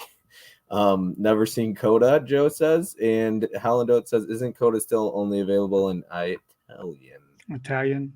Yeah. I don't know. I don't know. I don't have streaming services, so I find different ways to watch movies. And I don't like dubs anyways, if that's what you're referring to. But I loved Coda. It's number 1 on your list. How many stars, Tony, so I can write it down? Coda gets 3.5 stars also. I didn't get a single 4 on your list. Damn, man. 4. The Town was a 4 stars on your list if you hadn't seen it. BS. But what I liked about Coda, to me, it's a really nice family drama comedy. It kind of had a mix of the both. About this girl growing up in a family that's deaf, and So this movie, I didn't know anything about it before I watched it, and I do enjoy a good family movie. But this young lady had to pretty much put her life on hold as a high school student, to work with the family on their fishing boat, because when you have family members that can't hear, things can happen to where they're not able to run their business, or they might get taken advantage of because they can't hear what people are saying. There could be safety issues. So she pretty much had to be there. She had to be a grown up as a teenager, and probably her whole life, because she was the only one in their immediate family that could hear. And so I kind of like that. She was pretty much, the story is based off, the story was pretty much focused on the daughter, but it's a whole family dynamic. This is what I really enjoyed about it. Yeah, no, I love this one. It's another one along with 28 Days and 28 Weeks Later. I didn't get a chance to rewatch. I really wanted to watch Coda last night. It just, I don't get enough sleep as it is already. Tony knows that. So I didn't get around to Coda. I love this movie, and there's a scene in particular, Tony. You're laughing at Tom Cruise, I assume? Nope. I'm just smiling. No. Okay. There's that scene where her parents come and hear her play for the first time, and they can't hear. I guess they don't hear her play, but they look around and see everyone, enjoying it. And I found that scene to be incredible. In particular, it really blew me away, that one. And and also, I have a sister as well. So like, I have two sisters. So the brother-sister dynamic as well, like the arguing and they flip each other off and all that stuff. Like, as kids, I get that. As adults now, not so much, but as kids, for sure, we nagged each other all the time. And I think her relationship with her dad, to me, it seemed like she was closer to her dad than she was her mom, probably because she didn't really have that relationship with her mom growing up, because her mom was more focused on, I don't know, the family seemed almost carefree, running this fishing boat. So to me, the mom didn't seem to be as close with the daughter as the dad was. And I don't know if that's because the daughter worked with the dad, but I didn't see that closeness with the mom and the daughter situation. Okay. Yeah. I can understand. I can see where you're coming from. Father-son movies always get me. I know you really like father-son movies as well. And father-daughter, it's obviously more difficult for me to relate to, but I did appreciate the relationship she had with her father, and honestly, even the relationship she had with her mother. I really like that they kind of give you a glimpse into how each relationship is with her brother, her mom, and her father. Yeah, because you can kind of see the brother struggling too. The brother wants to be independent. Yeah. And wants to be able to run his own business and do all these things, but you can see what a hardship that was going to be for him. It's almost like everything always came back to the daughter having to be a help. But I do like the way that the movie ended. Yeah, yep, absolutely. Isn't Coda? Jeff, you got to watch The Town. Marlee Matlin, one of our favorite actresses. Is she the mother? She is.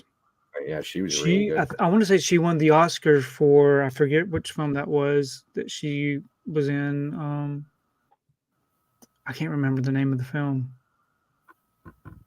Tom Cruise says, "Wait, we talking about Coda is that his ex-wife?" No, Tony? Nope. No. I'll have to add Coda to the watch list. Definitely, Corey. Joe says, "Have you seen Mystic River, Tony? If not, one you have to see. Have you seen Mystic River?" I don't know. Eastwood directed it. No, I have not seen it. I have not, because you know why? Because I won't crack open that box set. Mystic River is so good. You see, for me, when it comes to recommending these lists too, because I'm going to recommend so many different movies to people, and I've already created lists for like Mizzy and stuff like that. I already gave Jeff a list, Joe a list. I want to be successful at recommending movies that you enjoy, because let's say you hate something, I could have recommended it to somebody else that might enjoy it. So I want to be successful at recommending movies, because I'm not going to recommend the same movie twice a second time. Yeah. Joe says, yeah, so Mystic River. Movie Warehouse have seen 7 of these movies, all great movies. 2 of these 3, Eden Lake and The War, I put on my list. What's the third one? I think there is an Italian 4K for Coda. There is an Italian 4K. Yeah, I'm just going to keep waiting for us to get one here. Tiana says, yes, Corey. Okay, it looks like I'm looking for The Town. Yeah, I'm really disappointed that I didn't put The Town on John Doe Juggalo's list. But considering that's my favorite film of all time, Holland Oates is right that if I reacted the way I did with Disconnect, I might be broken. And, so the thing about The Town is the fact that that's what you gave me to watch, and the replacement for The Town was Coda, so that worked out really nice. Yeah, it's number 1. Yeah, exactly. Yeah. Yeah, you got me out of my comfort zone and bothered my OCD with that one. Now, if The Town would have been on my list, it would have probably been my number 1. My man, that's my man right there. Thank you, Tony. What? Look at my Letterboxd score. Yeah, 4 stars. Yeah, and a heart. And you watched the director's cut finally. Jeff, if you're gonna watch The Town, seriously, do not watch the theatrical cut. Watch the director's cut. It's like 25 minutes longer, but it's so good. I saw you recently proposed to your girlfriend, and she said, no, it's okay, Tom. It happens to the best of us. My shoulder is empty if you need it. John, The Town is a great film, but it's basically a Heat ripoff. Watch your mouth, Tom Cruise. Added 4 movies to the list tonight. Look at that. Jane Doe Juggalo. I'm happy that I was successful at recommending movies. Johnny says, we all know the only 5-star rating Tony has ever given was for Dick Shark. So... He didn't like that, Johnny. No, it's not, Tom. No, sir, Johnny. That scene reminds me of the film Mr. Holland Opus. That's a good film. Never seen that. Of course it is, Tiana. Tom, get in the corner.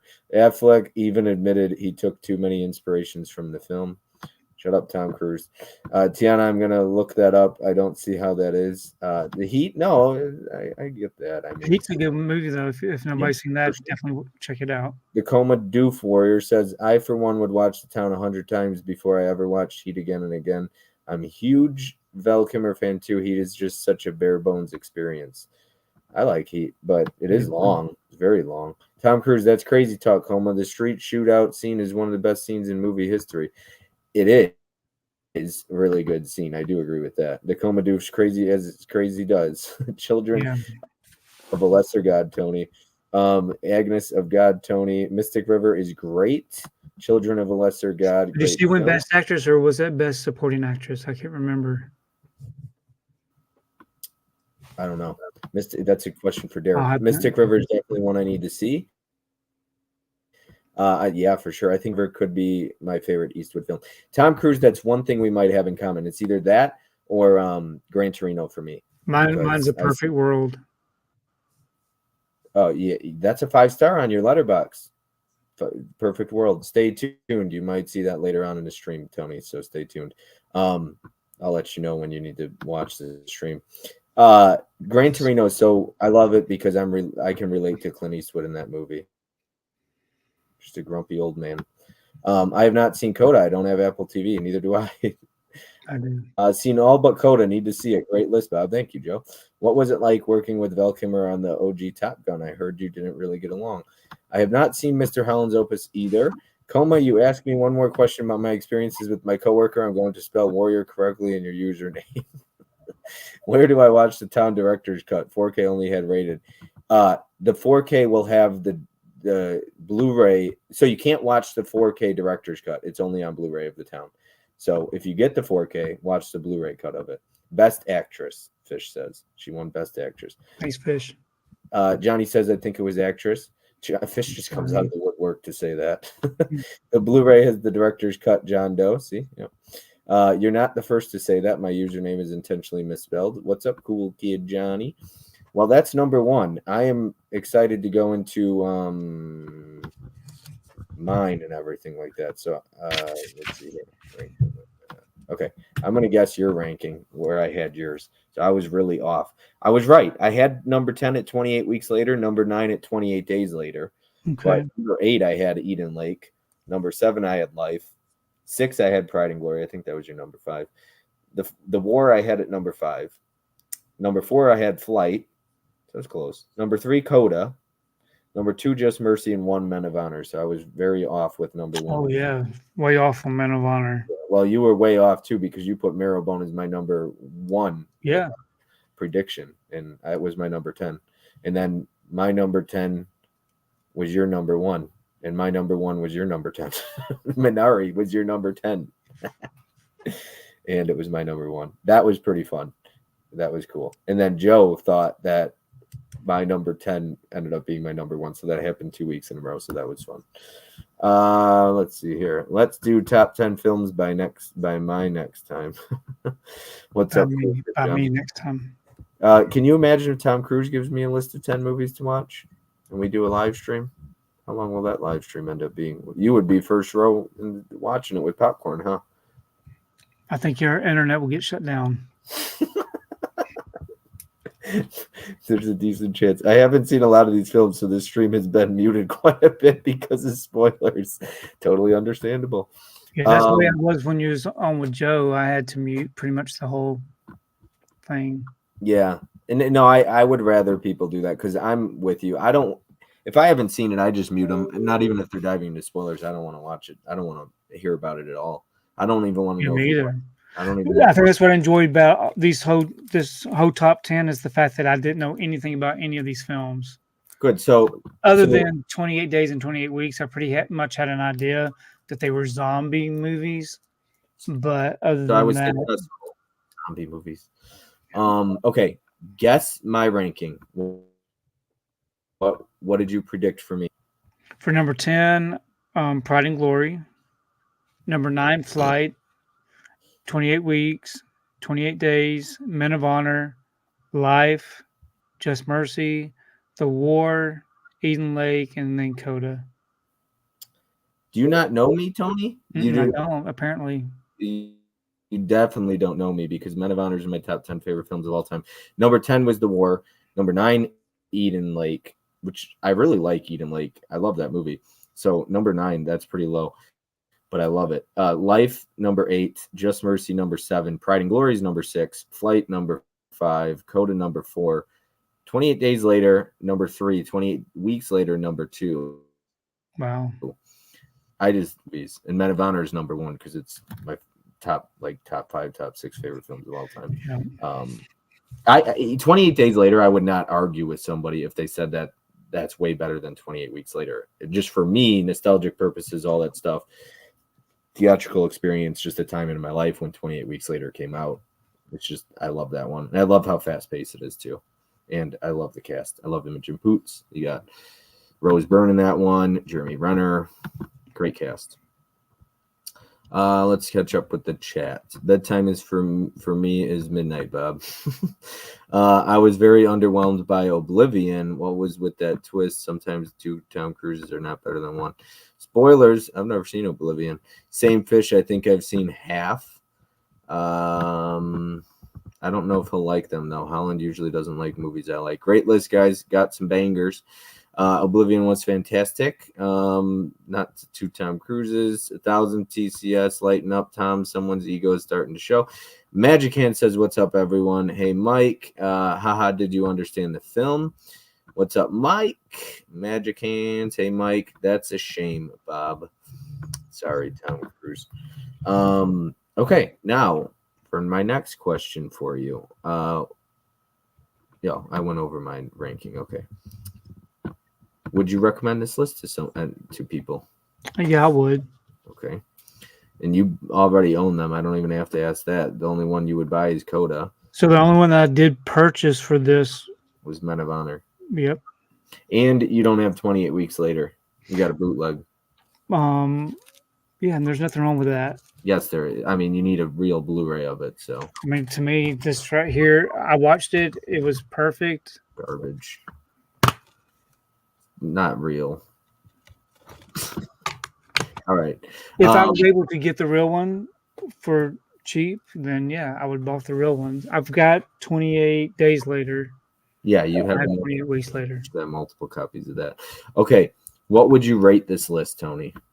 Out of what? 1 out of 5? 5-star, yeah, 1 out of 5. I would give the list a 4. A 4, and yet not even one movie was. No, because overall these films were all good. Hell yeah, I'll take it. I'm happier than a pig in shit right now. Sorry, excuse my language. Goodness. But I'm sorry. I got really excited, Tony. I was nervous because I thought you would like these, but I don't know, man. You're a tough critic, so I'm very excited right now. Not one was below 2.5. Everyone got a heart, which is huge. There was a lot of 3.5s in the overall list. 4 stars. Yeah, I'm happy, Tony. You just made my night, and I needed that. It's been a week. Thank you, Tony. You're the man. You're the best. Thanks. Yep. I adore you, Tony. You're my favorite. When are we going to do a show? You know, people message me and they're like, you need to do a, just you and Tony should do a show. I thought we did that every Tuesday night. Pretty much. Yeah, maybe we will have to make our own show on your channel.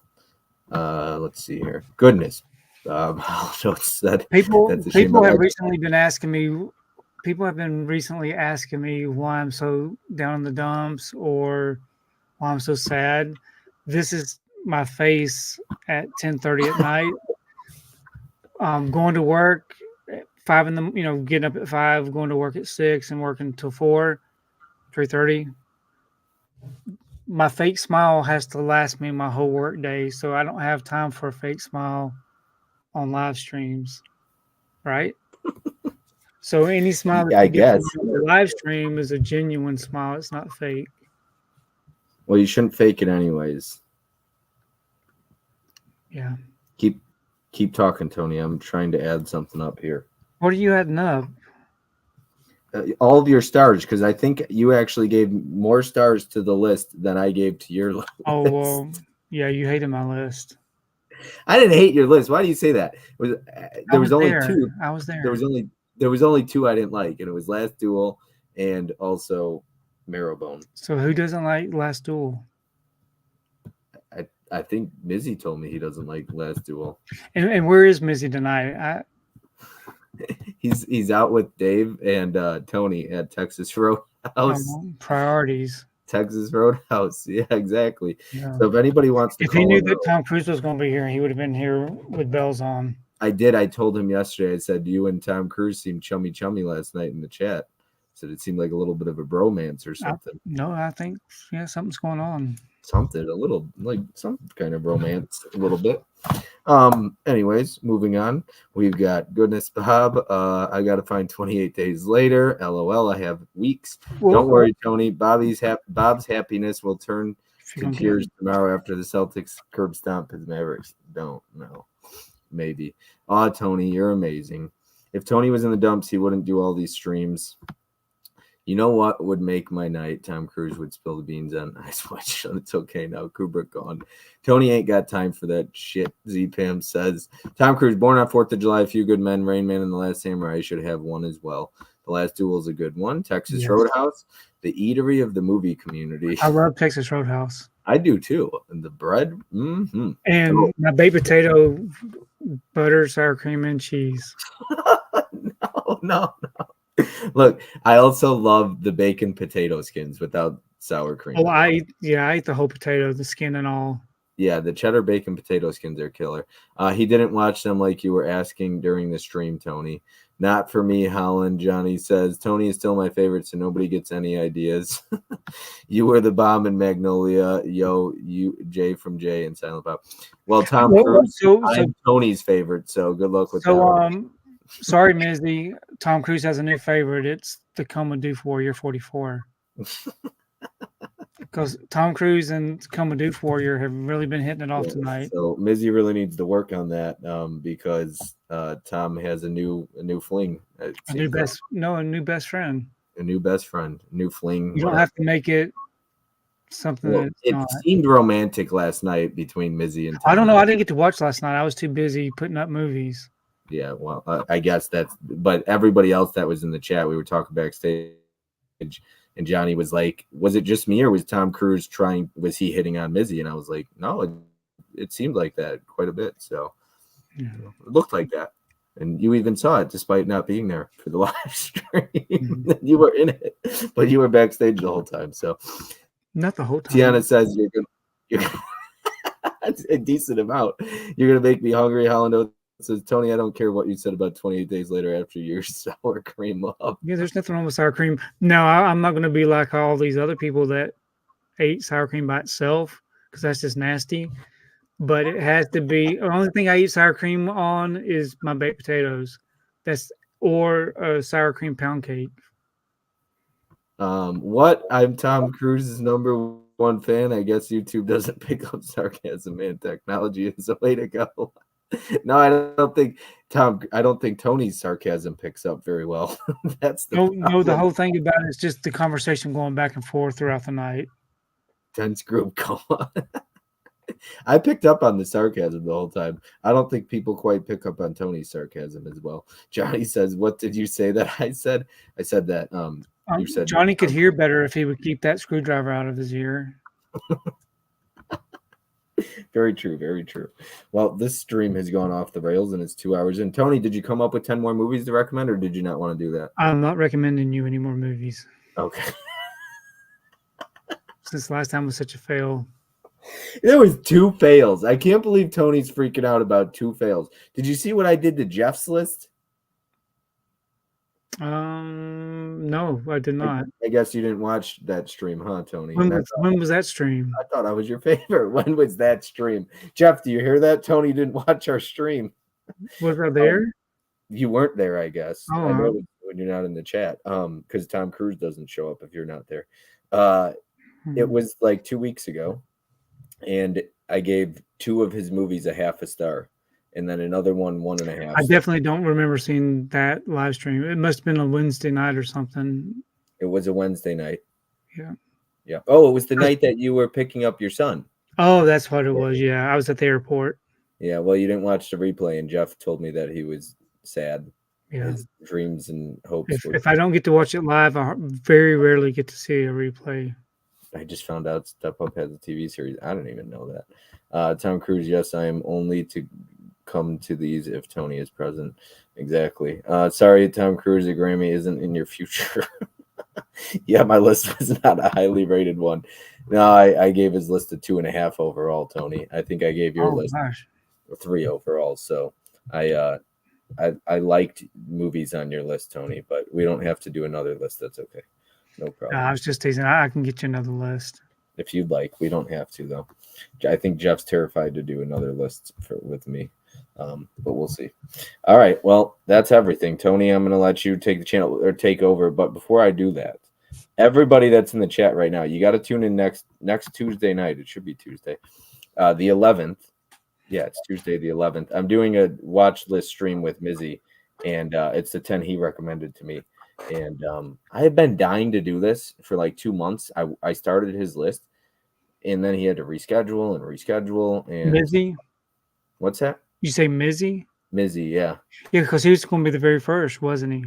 No, not the very first I ever did. That was Tim. But he's nervous. I think he was nervous. He was self-conscious about the movies he recommended. And so he was worried about doing a live stream. And then he saw how you ripped into me, and that really sent him off the rails. He was like, it can't be any worse than what you did to Tony or Jeff. And I was like, yeah, exactly. No, I'm very excited about Mizzy's list because he put on some movies that are going to require 3-hour conversations alone. So get a bowl of popcorn, sit back, Tony, take the day off work next week and Wednesday, and watch me and Mizzy and me rip into Mizzy's movies potentially. I'm already calling it that it's not going to happen. What, that he's going to cancel again? Yeah, because he might get asked to go to Roadhouse. That's true. Because his priorities are out of it. Oh, actually, speaking of, he was supposed to do tonight's stream, but he bailed like last second, and that's why you're here. Thanks to Tony, he's always reliable, because Mizzy bailed for the 3rd time on his stream to go meet up with Dave, because he said I was having a date with Dave. So he's definitely cheating on Tom Cruise's best friend, Dave. I'm not gonna talk bad about Missy. No, you don't want to talk about him anymore. Why? Because he's not here. I hope I recommend ones you enjoy, Bob. Some of them I hold close. I won't sugarcoat it. Yeah, Jane so Doe. beware. Oh, Mom. Yeah, hashtag Team Izzy.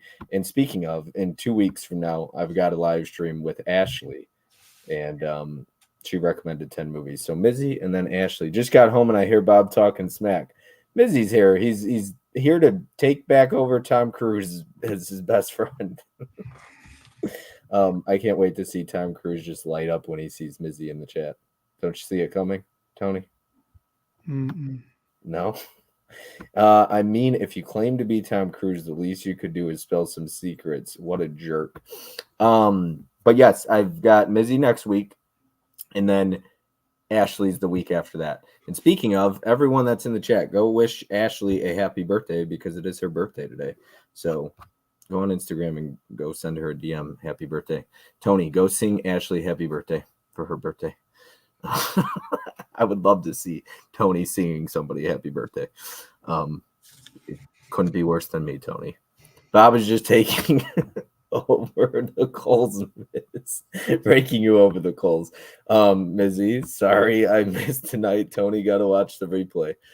My eyes only light up for chits and ass. Bob, calm yourself. You see what happens when the streams go on too long, Tony? We were supposed to end this 6 minutes ago. Happy birthday, Ashley, if she's here. Hey, everyone. All right, Tony, we got to end this. But before I do that, take What? What do you want to do? Introduce you let people know where they can find your channel. There's a lot of people in the chat right now that don't know who you are yet. Okay, They I'm have sorry. no idea. I'm sorry. I'm sorry that I was so inconsiderate. But you don't have to put me on full screen. We can talk right here. We've been talking right here all night. But the thing is, I get these DMs from people and they're like, who's Tony? He's like a thirst trap. And I'm like, so I decided to put you on full screen. It works out. Yeah, so people can find me on my YouTube channel. I put out a video every single day. Or they can find me on Instagram. I post every day. And you can also find me on TikTok and on X. And X, is that a porn website, Tony? Nope. X, formerly known as Twitter. What is? Oh, okay, yeah. I'm too old to know these things. You got to keep me. I'm super out of the loop. Johnny said Tony the Thirst Trap. That's your new nickname. How about we change your name to Tony the Thirst Trap? Happy birthday, Ashley. Here, do you want me to change your name to Tony the Thirst Trap? Nope. Thirst Trap. I won't do it. Are you Googling what a thirst trap is, Tony? I've heard the expression. Tiana says, is it a porn app? Look, X sounds like a porn app, okay? I don't know these things. I'm too old to know what all these social media platforms that you use are, Tony. I don't know these things, okay? I did hear TikTok's supposed to get shut down, though. Plus, you can also find out what I've been watching every day on my Letterboxd account. I do know what Letterboxd is. I do know what Letterboxd is for sure. All right, well, it's been a night. I appreciate it, Tony. I needed some good laughs, and I got them, so I appreciate it. You're the best, Tony. You mean so much to me. Yeah. Your heart is made of gold. You're the best in the world, and I know that I'm your favorite, even over Tom Cruise at the end of the day. So I appreciate it, Tony. You're the youngest one in the stream. I don't know these things. I'm sorry. Great stream from what I heard. Good night, everyone. Free fish. All right. Okay. Good night, everyone. Good night. Tony, should we play your outro video that we always play? Should not. That would be very disrespectful. To who? To everybody. Okay. Should we just put you full screen? No, but what's up with the hot potato? You rubbing it back in my face again? No, I changed it to the brand, and it was a hot potato. All right, Tony, say goodbye to everyone. Goodbye.